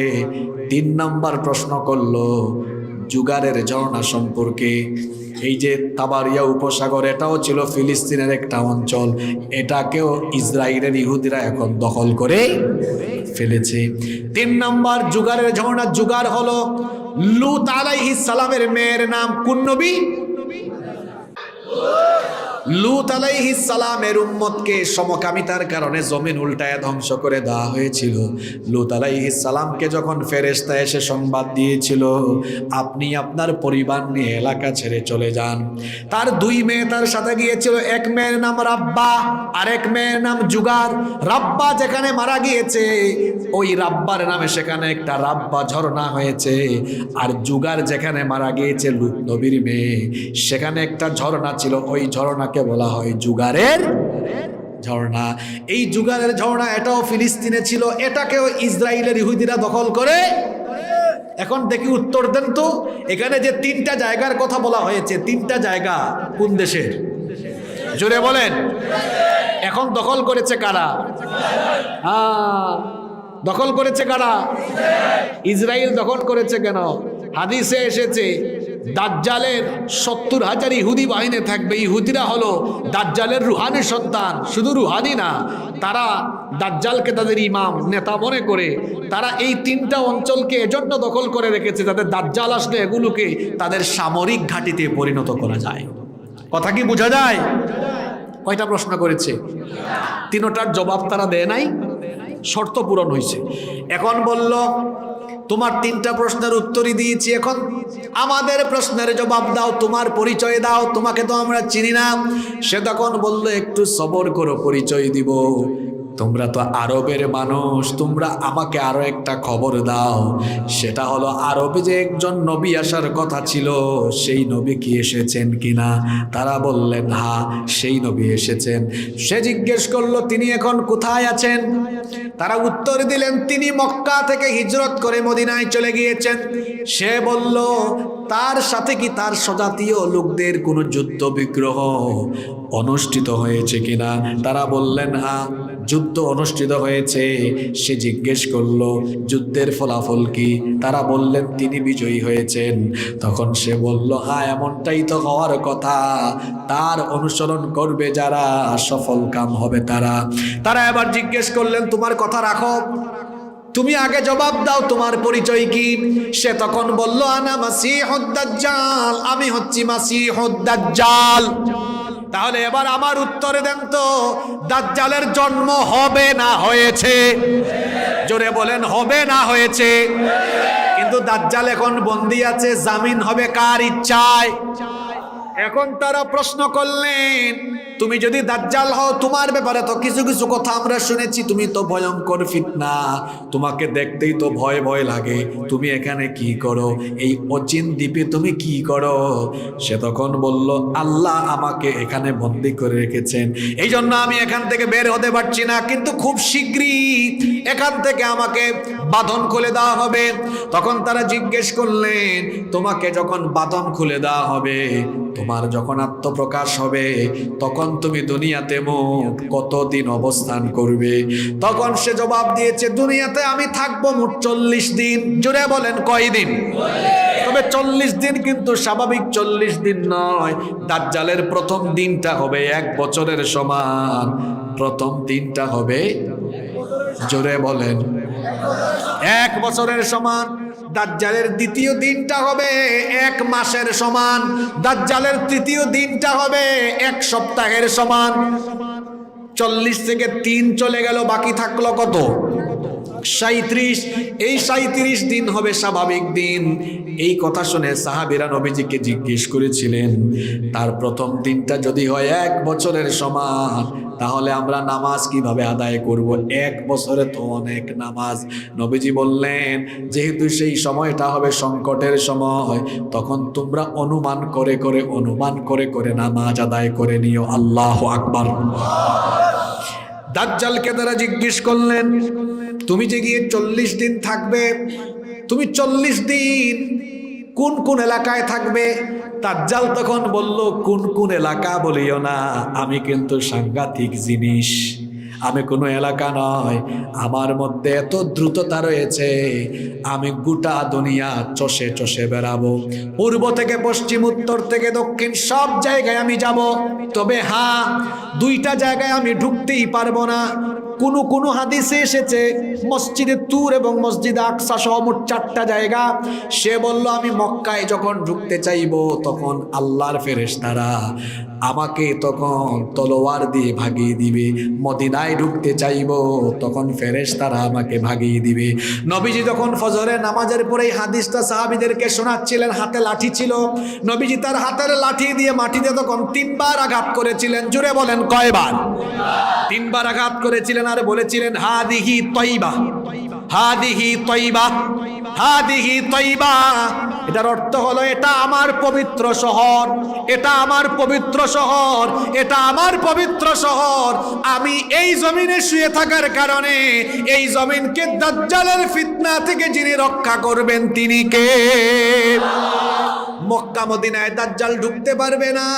আর অন্য আরেকটা হাদিসে এসেছে, বলা হয়েছে মসজিদে তুর আর মসজিদে আকসার কথা। তাহলে 2টা হাদিস থেকে আমরা যদি 4টা জায়গা নেই, এই 4টা জায়গা ছাড়া গোটা দুনিয়াতে দাজ্জাল চষে বেড়াবে আর মানুষের ঈমান কেড়ে নেওয়ার জন্য সে কাজ করবে। দাজ্জাল কিভাবে মানুষের মধ্যে ফিতনা ছড়াবে এবার শুনেন। কষ্ট হচ্ছে আপনাদের? কি করে ফিতনা ছড়াবে দাজ্জাল শুনেন, সেগুলো জেনে রাখেন। আল্লাহর হাবিব বলেছেন আন্না মাআহু জান্নাতু ওয়া নার, তার একদিকে থাকবে জান্নাত আর একদিকে থাকবে জাহান্নাম। তবে সেগুলো আসল না, সেগুলো হলো ফেক, সেগুলো হলো নকল। দাজ্জাল এসে বলবে, এই আমার উপর ঈমান আনো। ঈমান আনলে এই যে দেখো এত সুন্দর জান্নাত, এটা দিব। যদি না আনো, ঈমান যদি না আনো, তাহলে দেখো এই যে জাহান্নাম, জাহান্নামে ফেলবো। নবীজি আমাদেরকে সাবধান করে দিয়েছেন। আমাদের জন্য নবীজির কত মায়া। আগেই হাদিসটা বলেছিলাম, সকল নবী এবং রাসূল তার উম্মতকে দাজ্জালের কথা বলেছেন, কিন্তু দাজ্জাল কি কি করবে কোন নবী তার উম্মতকে সেটা বলেছেন আমাদের নবী মুহাম্মদ সাল্লাল্লাহু। সব পরিষ্কার নবীজি বলেছেন, দাজ্জালের এক হাতে থাকবে জান্নাত আর এক হাতে থাকবে জাহান্নাম। সে বলবে আমার উপর ঈমান আনো, জান্নাত দিব। ঈমান যদি না আনো, জাহান্নাম দিব। অবস্থা এমন, সে জান্নাত আর জাহান্নাম বিলিয়ে বেড়াবে। আমার সমাজেও এখন দেখবেন কিছু মানুষ বের হয়েছে, দাজ্জালের রুহানি সন্তান, এমন ঠিকাদারে নিয়েছে, বক্তৃতা দিয়ে মানুষকে জান্নাতে পাঠায়া দেয়। আপনারা মনে হয় টেলিভিশন দেখেন না, মনে হয় ফেসবুক ইউটিউবে দেখেন না। আমার দেশে সাধারণ মানুষ তো দূরের কথা, কিছু হুজুরও আছে দেখবেন যারে তারে জান্নাতে ঢুকায়া দেয়, মনে হয় জান্নাত তার বাপের। জান্নাত কারো বাপ দাদার পৈতৃক সম্পদ নয়। জান্নাত আর জাহান্নামের যিনি ফয়সালা করবেন, জুড়ে বলেন তিনি কি? নবীজি বলেছেন, খবরদার দাজ্জালের খপ্পরে পড়ো না। দাজ্জাল যেটা দেখাবে জান্নাত, ওটা আসলে জাহান্নাম। আর দাজ্জাল যেটা দেখাবে জাহান্নাম, ওটা আসলে জান্নাত। দাজ্জালের ফিতনায় না পড়ে তোমরা যদি ঈমানের উপরে থাকো, আর সে যদি তোমাদেরকে তার দেখানো জাহান্নামেও ফেলে দেয়, ঈমানদার ওই জাহান্নামে গিয়ে দেখবে ওইটা আসলে জাহান্নাম না, এইটা হলো তার জন্য জান্নাতের ফুল বাগান। আরো আসতে পড়েন সুবহানাল্লাহ। দাজ্জালের একদিকে থাকবে পানির নহর, আর একদিকে থাকবে আগুনের নহর। ফিতনা ছড়াবে, বলবে ঈমান আনো, পানির নহর দিব, না আনলে আগুনের নহর দিব। নবীজি বলেছেন, সে যা দেখাবে আসলে তার উল্টা। যেটা পানির নহর এটাই আগুনের নহর, আবার যেটা আগুনের নহর এটাই হলো পানির নহর। দাজ্জালকে আল্লাহ এমন কিছু অলৌকিক ক্ষমতা দিবেন, কোন এলাকা দিয়ে যাবে, এলাকার সকল ফসল নষ্ট। সে বলবে, এলাকার মানুষ শোনো, এই দেখো আমি হুকুম করব, আসমান থেকে বৃষ্টি নাজিল হবে, তোমাদের ক্ষেতের মধ্যে ফসল হবে, আমার উপরে ঈমান আনো। ঈমানদারেরা এগুলো শোনার পরেই বুঝবে এটা আসলে মানুষ না, এটা হলো, জোরে বলেন, ঈমানদারেরা ঈমান আনবে না। লম্বা ঘটনা, দাজ্জাল সর্বশেষ যে যুবককে হত্যা করবে, সেই যুবকের সাক্ষাৎ সে যখন মদিনা থেকে ফেরার পথে পাবে। শুনতেছেন তো আপনারা? মদিনায় ঢুকতে পারবে না, বের হয়ে যাবে, এক যুবকের সাক্ষাৎ পাবে। ওই যুবক হবে দাজ্জালের জামানার সবচাইতে পরহেজগার যুবক। সুবহানাল্লাহ। সবচেয়ে পরহেজগার যুবক। তার সাথে কার দেখা? জোরে বলেন। দাজ্জালকে দেখে ওই যুবক তো মুত্তাকি পরহেজগার, বলবে, তোরে তো দেখেই আমি চিনে ফেলেছি, তুই দাজ্জাল। দাজ্জাল বলবে, না আমি দাজ্জাল না, আমি তোর রব, আমার উপরে ঈমান আন। মানুষেরা জড়ো হয়ে যাবে। তখন ওই যুবক বলবে, হে মানুষেরা, তার খপ্পরে পড়ো না, সে আসলে মাসীহুদ দাজ্জাল, তাকে আমি চিনতে পেরেছি। দাজ্জাল তখন উপস্থিত জনগণকে সাক্ষী রেখে বলবে, শোনো, আমি হলাম তোমাদের রব, দেখো তাকে এখন আমি মেরে ফেলবো, আবার জীবিত করব, তাহলে তো বিশ্বাস করবো আমি তোমাদের রব। এটা বলে ওই যুবককে সে মেরে ফেলবে। মেরে ফেলার পরে দাজ্জালকে আল্লাহ কিছু অলৌকিকত্ব দিবেন মানুষের ঈমানটা টেস্ট করার জন্য, আবার সে জীবিতও করবে। জীবিত করার পরে যুবককে বলবে, কিরে এখন কি তোর বিশ্বাস হয়েছে? যুবক তখন বলবে, হ্যাঁ, বিশ্বাস আরো পাকাপুক্ত হয়েছে, তুই যে আসলেই দাজ্জাল। লোকদেরকে বলবে, এর খপ্পরে বইরো না, এ আসলে দাজ্জাল। তখন সে বলবে, দাজ্জাল বলবে, দেখো এরে আমি আবার হত্যা করি, তাহলে তো বিশ্বাস করবা। দ্বিতীয়বার যখন হত্যা করতে চাইবে, হত্যা করতে পারবে না। দাজ্জাল তখন তার সৈন্যদেরকে বলবে, তাকে ধরো আর মারো, প্রহার করো। মারবে আর বলবে, দেখো আমার উপর ঈমান আনো, নইলে মেরে ফেলবো। আরে ঈমানদার তো এমন, তার ঈমানের জন্য মারপিট নয়, রক্ত নয়, প্রয়োজনে জীবন দেয়, তাও বাতিলের সামনে সে মাথা নত করে না, ঠিক কিনা? ওই যুবক তখন বলবে, তুই মারতে মারতে মেরে ফেল, এরপরেও তোর খপ্পরে আমি পড়বো না। দাজ্জাল তখন করাত আনবে, জোরে বলেন কি? করাত এনে মাথার উপরে রেখে ওই যুবককে 2 টুকরা করবে, ওই 2 টুকরার মাঝখান দিয়ে হাঁটাহাঁটি করবে, মানুষকে বলবে দেখছো আমার ক্ষমতা, আমার উপর ঈমান আনো। মানুষেরা অবাক, কি হচ্ছে? ওই যুবককে আবার সে জোড়া লাগিয়ে দিবে। যুবককে বলবে কি রে, এবার কি তোর বিশ্বাস হয়েছে? কয় হ্যাঁ, আরো বিশ্বাস হয়েছে, তুই যে আসলেই একটা দাজ্জাল। এরপরে সে ওই যুবককে হত্যা করতে চাইবে, কিন্তু হত্যা করতে পারবে না। দাজ্জাল সে যখন আত্মপ্রকাশ করবে, তার সাথে আল্লাহর হাবিব বলেছেন মোট 70,000 ইহুদি বাহিনী থাকবে। জোরে বলেন কত হাজার? অন্য হাদিসে এসেছে নবীজি বলেছেন আসফাহান শহরের অনেক লোকেরা তার সৈন্য হবে। আসফাহান কোথায়? আসফাহান হলো ইরানের রাজধানী তেহরান থেকে খুব নিকটবর্তী একটা জায়গা, গুগলে সার্চ দিয়ে দেখবেন। আবার নবীজি বলেছেন গ্রাম্য কিছু অশিক্ষিত মহিলাও দাজ্জালের সাথী হবে, সঙ্গী হবে। মহিলাদের কথা বিশেষভাবে এই কারণে বলা হয়েছে, কারণ দেখবেন মহিলাদেরকে, আমার সমাজে দেখবেন অনেক মহিলারা আছে গণকের খপ্পরে পড়ে আছে না নাই? মহিলারা গণকের পাগল, মাজারের পাগল মহিলারা বেশি। দেখবেন তাবিজের পিছনে পুরুষের চেয়ে মহিলা দৌড়ায় বেশি। দাজ্জালের অনেক মহিলা অনুসারীও থাকবে। দাজ্জাল গোটা পৃথিবীতে যখন ফিতনা ছড়াবে, মানুষের ঈমান নষ্ট করার কাজ করবে, গোটা দুনিয়াতে যখন দাজ্জাল তাণ্ডব লীলা আরম্ভ করবে, ফিতনা ছড়াবে, ঠিক সেই সময়ে মুসলমানদেরকে এই দাজ্জালের ফিতনা থেকে বাঁচানোর জন্য আল্লাহ আরেকজন মহামানবকে পাঠাবেন। তার নাম হলো সাইয়েদনা ঈসা ইবনে মারইয়াম। ঈসা আলাইহিস সালাম তিনি হচ্ছেন এমন পয়গম্বর, দুনিয়ার একজন নবীর এখনো ওফাত হয় না, ইন্তেকাল হয় না, একজন নবী এখনো মারা যান নাই। সেই নবীর নাম হলো, জোরে বলেন, তিনি মারা যান নাই। ঈসা নবীর সময়ের জালিম বাদশাহ ইহুদিদের খপ্পরে পড়ে, ইহুদিদের কুমন্ত্রণায় ঈসা নবীকে হত্যার জন্য সেনাবাহিনী পাঠালো। ঘটনা শুনতেছেন তো? কি পাঠালো? সেনাবাহিনী এসে ঈসা নবীর বাড়ি ঘেরাও করে ফেললো।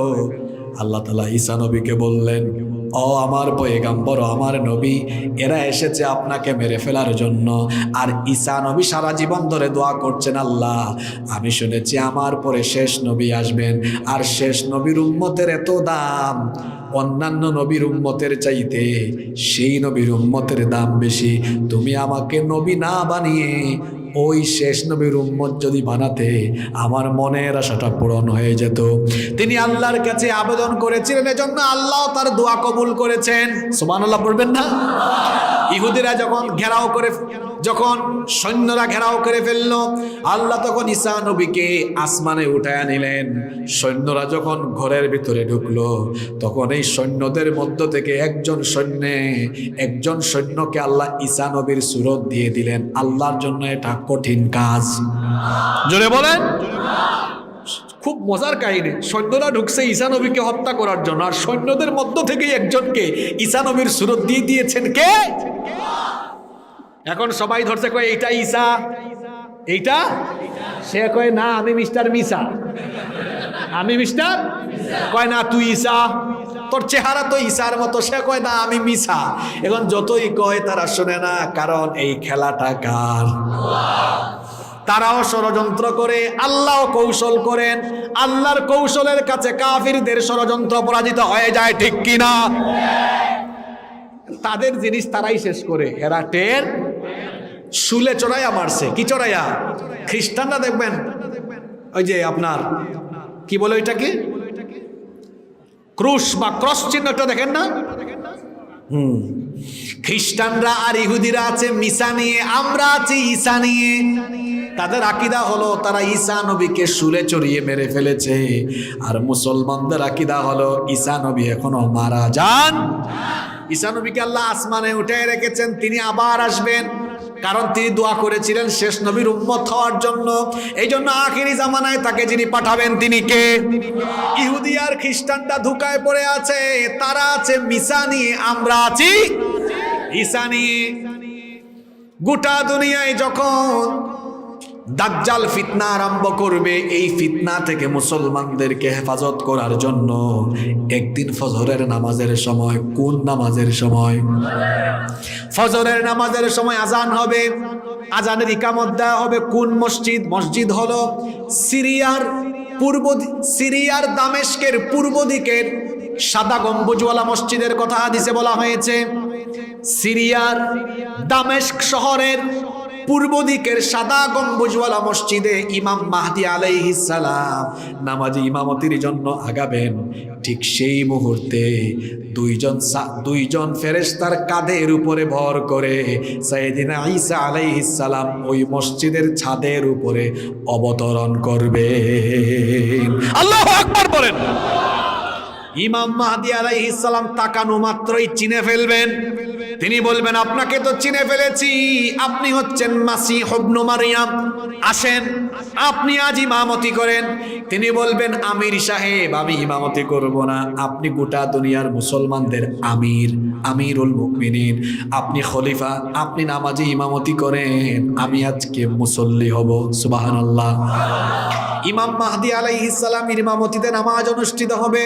ওইদিকে দাজ্জাল তার 70,000 ইহুদি বাহিনী নিয়ে মসজিদে সে ঘেরাও করে ফেলবে। মসজিদে সে ঘেরাও করবে। সে তো জানে না ঈসা আলাইহিস সালাম নামাজের আগ মুহূর্তেই চলে এসেছেন, সে এটা জানে। দাজ্জাল তার বাহিনী নিয়ে আসবে মাহদি আর মাহদির সৈন্যদেরকে মারার জন্য। নামাজ যখন শেষ হবে ঈসা আলাইহিস সালাম ভাষণ দিবেন, বলবেন, তোমাদের আর কোনো ভয় নাই, আল্লাহ তাআলা আমাকে পাঠিয়েছেন দাজ্জালকে কতল করার জন্য। আল্লাহু আকবার। এক্ষুনি বের হও, আমার নেতৃত্বে বের হও, দাজ্জালের আর কোনো রক্ষা নাই, আল্লাহ আমাকে পাঠিয়েছেন। মসজিদের দরজা যখন খোলা হবে, দেখা হবে দাজ্জাল মসজিদের সামনে তার বাহিনী নিয়ে হাজির। তখন আল্লাহর হাবিব বলেছেন, হাদিসে এসেছে, লবণ পানির মধ্যে পড়লে লবণ কি থাকে না, গলে যায়?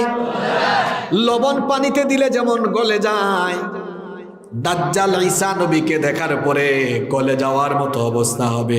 দাজ্জাল তার 70,000 বাহিনী ফেলে রেখে ঈসা নবীকে দেখে সে দৌড়ানো আরম্ভ করবে, কারণ ঈসা নবী তার যমদূত। দৌড়ানো আরম্ভ করবে। ঈসা নবী সাথীদেরকে বলবেন, তোমরা এদেরকে সামলাও, আমি ওইটারে সামলাই। তোমরা এদেরকে সামলাও, আমি ওইটারে সামলাই।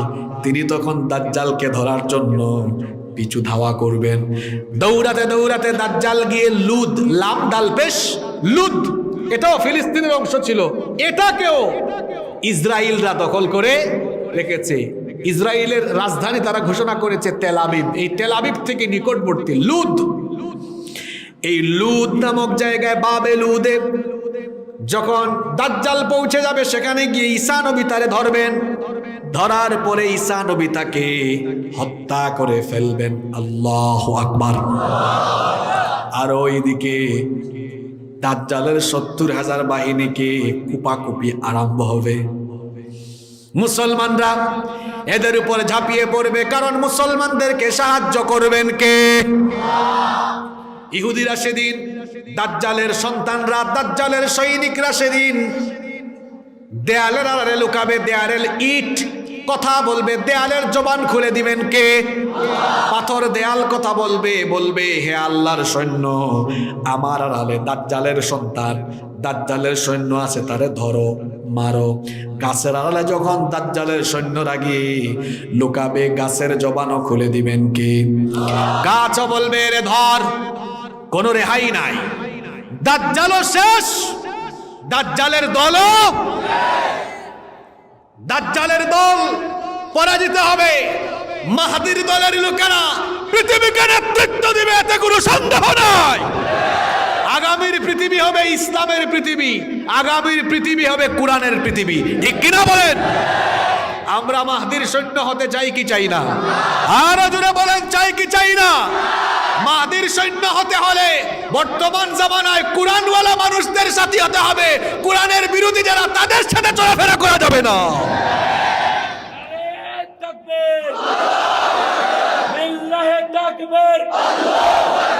আল কোরআনের আলো, ইসলাম, ইসলাম, নারে তাকবীর। থাকবেন। দাজ্জালের বাহিনী কারা? সুদখোর ঘুষখোর যারা। বলেছিলাম দাজ্জালের বেশিরভাগ সৈন্য হবে ইহুদি। এখন এখানে আলেমরা বসে আছেন। ইহুদিদের সব চাইতে খারাপ গুণ হলো পৃথিবীর শ্রেষ্ঠ সুদখোর হলো ইহুদি। জানেন না আপনারা পৃথিবীর শ্রেষ্ঠ সুদখোর কারা? ইহুদিরা। ইহুদিরা হলো দুনিয়ার সবচেয়ে বড় সুদখোর। তাহলে আমার সমাজে যারা সুদ খায়, আমার সমাজের সুদখোর যারা, দাজ্জালের রুহানি সন্তান হলো তারা। আমাদের সমাজে তো সুদখোর একেবারে নাই। সুদের ওয়াজ কি করতাম? সুদ তো এত বড় মারাত্মক গুনাহ। নবীজি বলেছেন সুদের 70টার বেশি গুনাহ আছে। সুদের সবচাইতে নিম্ন পর্যায়ের গুনাহ হলো নিজের মায়ের সাথে জিনা করা। কার সাথে? এই কথা শোনার পরেও যারা সুদ খায়, এদের মাথায় শয়তান পেশাব করে দিয়েছে। সুদের সবচেয়ে নিচের গুনাহ, একদম নিচেরটা, কার সাথে জিনা করা? ইন্না লিল্লাহি ওয়া ইন্না ইলাইহি। এটা সবচেয়ে বড় না সবচেয়ে ছোট? এই হাদিসটা শোনার পরেও যারা সুদ খাওয়া থেকে বিরত থাকবে না, এদের মাথায় পেশাব করে দিয়েছে কে? আর দাজ্জালের কাছে এরা একদম খাঁটি মুরিদ হইছে। ঠিক কিনা বলেন? দাজ্জালের সন্তান ইহুদিদের বৈশিষ্ট্য হলো এরা মুসলমানদের চূড়ান্ত দুশ্মন। আল্লাহ কোরআনে বলেছেন, ও নবী, মুসলমানদের বিরুদ্ধে দুশ্মনীতে সবচাইতে বেশি এগিয়ে। তাহলে আজকের জামানায় দাজ্জালীয় দলের লোক হলো তারা মুসলমানদেরকে দু চোখে দেখতে পারে না যারা, আলেমদেরকে দেখতে পারে না যারা, দাজ্জালের রুহানি সন্তান হলো তারা। আমার তো ভয় লাগছে। এই দেখেন না, ফিলিস্তিনিরা আশ্রয় দিয়েছিল এই ইসরায়েলকে। আপনারা জানেন কিনা এটা? অটোমান সাম্রাজ্যের পতনের পরে, যুবকরা ইতিহাস শুনে নেন ভাইয়েরা, অটোমান সাম্রাজ্যের পতনের পরে ব্রিটেন এই ফিলিস্তিন, জর্ডান, সিরিয়া, লেবানন সহ মধ্যপ্রাচ্যের এই অঞ্চলটা দখল করে নেয়। তখন ব্রিটেন আর এই ফ্রান্স ভাগাভাগি করে এই অঞ্চল তারা শাসন করত। 1930 সালের পরে হিটলার, নাম শুনছেন আপনারা? 60 লক্ষ ইহুদি বেটা একাই মারছে। কি জিনিস! কয় লক্ষ? আমি হিটলারের এই ইতিহাস যখন পড়ছি তখন ভাবলাম, হিটলার যেহেতু মারছেই তো কিছুরে বাঁচায় রাখছে কেন? আসলে বাঁচায় রাখছে যাতে হিটলারকে মানুষ গালি না দেয়। ইহুদিরা যে কত খারাপ এটা বোঝানোর জন্য কিছু বাঁচায় রাখছে, যাতে ইহুদির বাচ্চাদের খাইসলত দেখে মানুষ বুঝে যে হিটলার একাই কেন এত ইহুদি মেরেছে। কথা কি বুঝতেছেন? কয় লক্ষ মারছে? 60 লক্ষ ইহুদি। গোটা ইউরোপে যখন, গোটা ইউরোপে হিটলার ইহুদি নিধনযজ্ঞ চালিয়েছে, ইউরোপ থেকে তখন ইহুদিরা জাহাজে উঠে উঠে পলায়ন করে করে মধ্যপ্রাচ্যের এই দেশগুলোতে এসেছে। এই যে ফিলিস্তিন, জর্ডান বা এইসব অঞ্চলে, বিশেষ করে ফিলিস্তিনে এসে তারা বেশি আশ্রয় নিয়েছে। ব্রিটেন তখন আর এই যে পশ্চিমা দুনিয়া, এরা তখন বলেছে, শোনো তোমরা এখানে আসো, আশ্বাস দিচ্ছি তোমাদের জন্য এখানে কিছু করা যায় কিনা, একটা আলাদা রাষ্ট্র তোমাদের জন্য গঠন করা যায় কি। আমার কথা বুঝে থাকলে জবাব দেন তো। মার্কিন যুক্তরাষ্ট্র এত বড় একটা দেশ, এই ইসরায়েল প্রতিষ্ঠা হওয়ার পেছনে তাদের ভূমিকা সবচাইতে বেশি। গোটা দুনিয়াতে এখন ইহুদিদের সংখ্যা প্রায় 90 লক্ষের কাছাকাছি, অল্প একটু কম বেশি হতে পারে। তো এই অল্প কিছু ইহুদিকে আমেরিকা, এত বড় দেশ, তারা চাইলে কি, আমেরিকা বাংলাদেশের থেকে 100 গুণ আরো বড়, তারা কি চাইলে তাদের দেশে জায়গা দিতে পারতো না?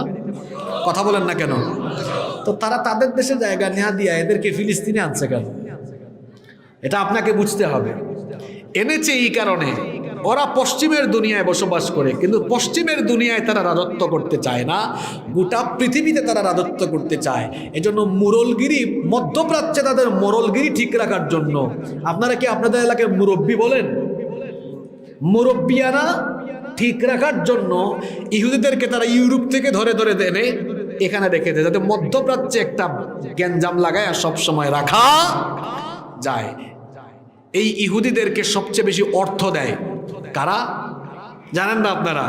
আমেরিকা। অস্ত্র দেয় কারা? আমেরিকা। টাকা পয়সা দেয় কারা? প্রশিক্ষণ দেয় কারা? কেন দিছে জানেন? এগুলো ছাত্রদের যুবকদেরকে জানা দরকার, সমসাময়িক বিশ্ব সম্পর্কে জ্ঞান রাখা দরকার। কেন এদেরকে অস্ত্র দেয়, টাকা দেয়, পয়সা দেয়, এদেরকে এত প্রশিক্ষণ দেয়? এদেরকে প্রশিক্ষণ দিয়ে রাখছে এই জন্য যাতে করে এদের কারণে মধ্যপ্রাচ্যের মুসলমান দেশ যারা আছে আতঙ্কে থাকে। এখন আপনি বলবেন হুজুর এদেরকে আতঙ্কে রাইখা আমেরিকার কি লাভ? আমেরিকা ফায়দা ছাড়া কখনো কোনো কাজ করে? আমেরিকা তেলের জন্য মধ্যপ্রাচ্যে আসে। কিসের জন্য? জোরে বলেন। এখন আমেরিকা দেখছে আমি আপনাকে ডলার দিব, আপনি তেল দিবেন, আমি খালি দিতেই থাকবো, আপনি কিছু দিবেন না। এইটা তো হতে পারে।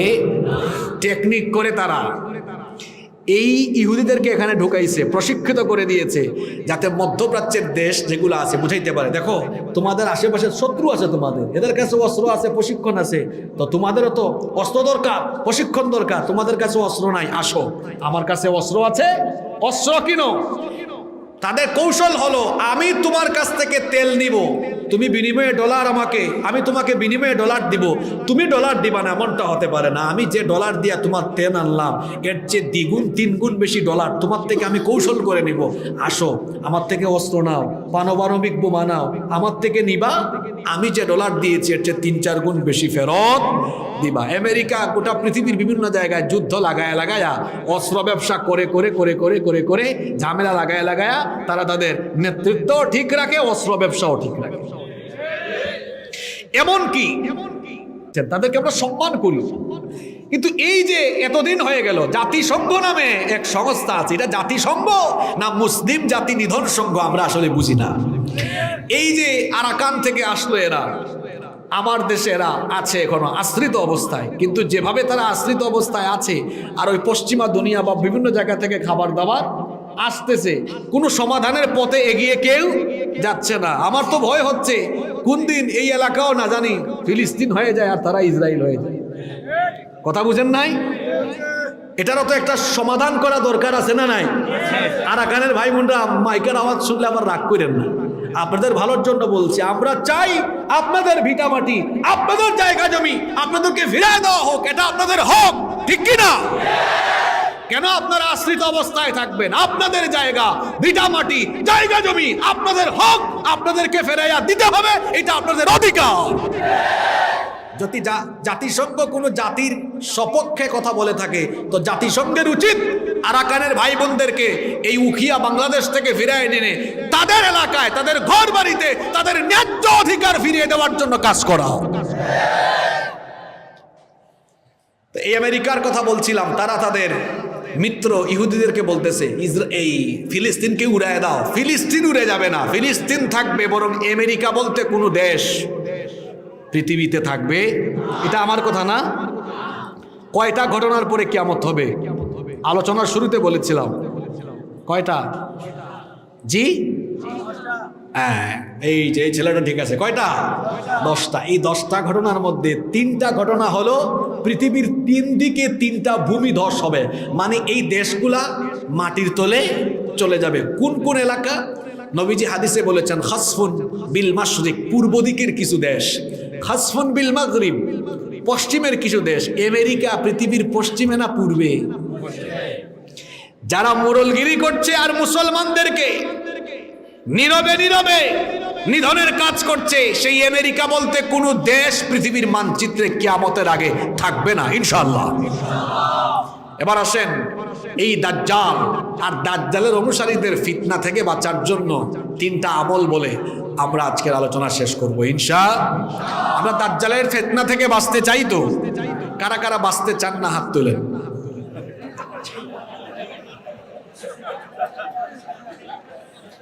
আসলে সবাই বাঁচতে চায়, আবেগ বেশি তো বাঙালির, আবেগের চুটে হাত তুলে ফেলছে।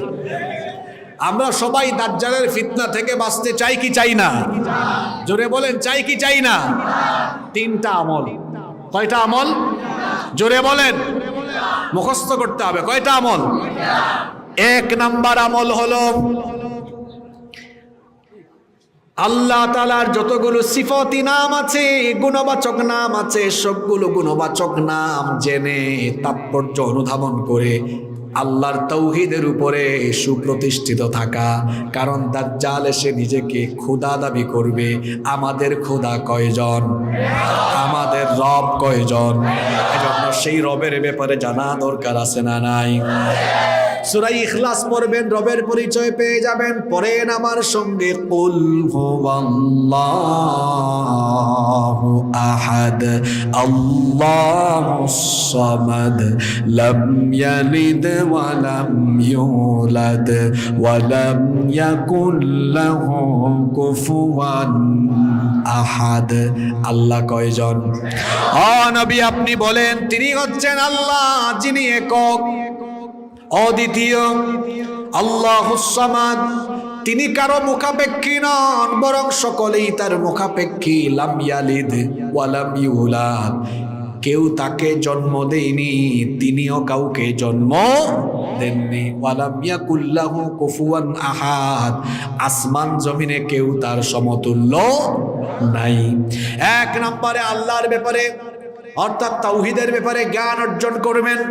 2 নম্বর হলো দাজ্জালের ফিতনা থেকে বাঁচার জন্য প্রত্যেক নামাজে সালাম ফিরানোর আগে দাজ্জালের ফিতনা থেকে পানা চাইবেন কার কাছে? আল্লাহর নবী কত সুন্দর একটা দোয়া আমাদেরকে শিখিয়েছেন, ইদা তাশাহাদা আহাদুকুম ফালইস্তাঈদ বিল্লাহি মিন আরবা। যখন তোমাদের কেউ শেষ বৈঠকে থাকে সালাম ফিরানোর আগে, সে যেন 4টি বিষয় থেকে আল্লাহর কাছে পানা চায়। জোরে বলেন কয়টা বিষয়? কিন্তু বাস্তবতা হলো আপনারা আত্তাহিয়াতু এর পরে দুরুদ আর দুআয়ে মাসুর আল্লাহুম্মা ইন্নী যালামতু পড়ার পরে ইমাম সাহেবকে সিগন্যাল মেরে দেন। আছে না নাই? নবীজি বলেছেন সিগন্যাল টিকলাম না দিয়া সালাম ফিরানোর আগে আল্লাহর কাছে 4টা বিষয় থেকে পানা চাও। জুড়ে বলেন কয়টা? 1 নাম্বার, আল্লাহুম্মা ইন্নী আউযু বিকা মিন আযাবিল কবর। 2 নাম্বার, ওয়া মিন আযাবি জাহান্নাম। 3 নাম্বার, ওয়া মিন ফিতনাতিল মাহইয়া ওয়াল মামাত। 4 নাম্বার, ওয়া মিন ফিতনাতিল মাসিহিদ দাজ্জাল। কয়টা বিষয় হলো? এই দোয়াটা কে পারেন? হাত তুলেন তো। মাশাআল্লাহ, মাশাআল্লাহ, অনেকেই পারেন, হাত নামান। বাচ্চারা পারে, বেশিরভাগ বাচ্চারা পারে, কিন্তু যুবক তরুণ আর বুড়া মানুষ পারতেছে না। এটা তো বড় দুঃখের ব্যাপার। দেখি বাচ্চারা কে কে পারো? হাত তুলো তো। বাচ্চারা দেখছেন বেশিরভাগ হাত বাচ্চাদের। সুবহানাল্লাহ। তোমরা কি পারো না আন্দাজি হাত তুলছো? তুমি দাঁড়াও তো, আসলে কি পারো? এই সুইটার, তুমি দাঁড়াও, বলো বলো বলো, দাঁড়াও দাঁড়াও, ভয় নাই তোমার, বলো। তোমাকে কেউ কিছু বলবে না, তোমার থেকে সবাই শিক্ষা নিবে। দাঁড়াও, সবাই তোমার বড় যারা আছে এরা ভাববে। দাঁড়াও, তুমি দাঁড়াও, সাহস করে দাঁড়াও, দাঁড়াও দাঁড়াও। মাশাআল্লাহ, সবাই বলেন মাশাআল্লাহ। দেখছো তোমাকে মাশাআল্লাহ বলেছে, দাঁড়াও তুমি। সবাই আবার বলেন মাশাআল্লাহ। দাঁড়াও দাঁড়াও, মাশাআল্লাহ, দাঁড়াও তুমি, দাঁড়াও, ভয় পাইও না, দাঁড়াও দাঁড়াও দাঁড়াও, তুমি দাঁড়াও। না, সে দাঁড়াবে, সাহস আছে। তুমি দাঁড়াও তো, তোমার নাম বলো তো, দাঁড়াও। লজ্জা লাগে? আর কে পারো দেখি? না, দেখি তো ছোট কে আছে, একটু দাঁড়া। এখন দেখি হাত উঠে না, ধরা খাইছে। শোনেন, আমাদের কিছু সার ছিল ছাত্র জীবনে, কিছু কিছু সার ছিল, এই বুঝছো, কিছু হুজুর ছিল, বুঝছো, জি জি বুঝছি, উনিও বুঝছে, বুঝছে। আর কিছু কিছু হুজুর ছিল, বুঝছি, এই কি বুঝছো, দাঁড়াও, কি বুঝছো? বিপদ আছে না নাই? আজকে এরকম হয়ে গেছে। আচ্ছা, ভয় পাইয়েন না। কে কে পারেন দেখে হাত তোলেন তো। মাশাআল্লাহ, দেখি ভাই আপনি বলেন তো, বসেই বলেন।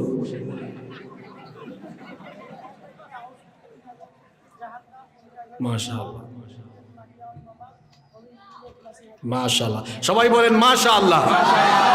আসেন আপনাকে হাদিয়া দেই, আপনি সামনে আসেন। দেখছো তুমি হাদিয়া আজকে মিস করছো, তুমি বলতা তুমি হাদিয়া পাইতা। আসেন, সবাই বলেন মাশাআল্লাহ। মাশাআল্লাহ, আসেন, আপনি স্টেজে আসেন, অনেকে স্টেজে ওঠার জায়গা নেই, দোয়া পারে, দেখছেন। আসেন আসেন আসেন, মাশাআল্লাহ মাশাআল্লাহ। আর আপনারা পড়েন হাদিয়ার জায়গায়, আপনাদের হাদিয়া হলো দোয়া মুখস্থ করা।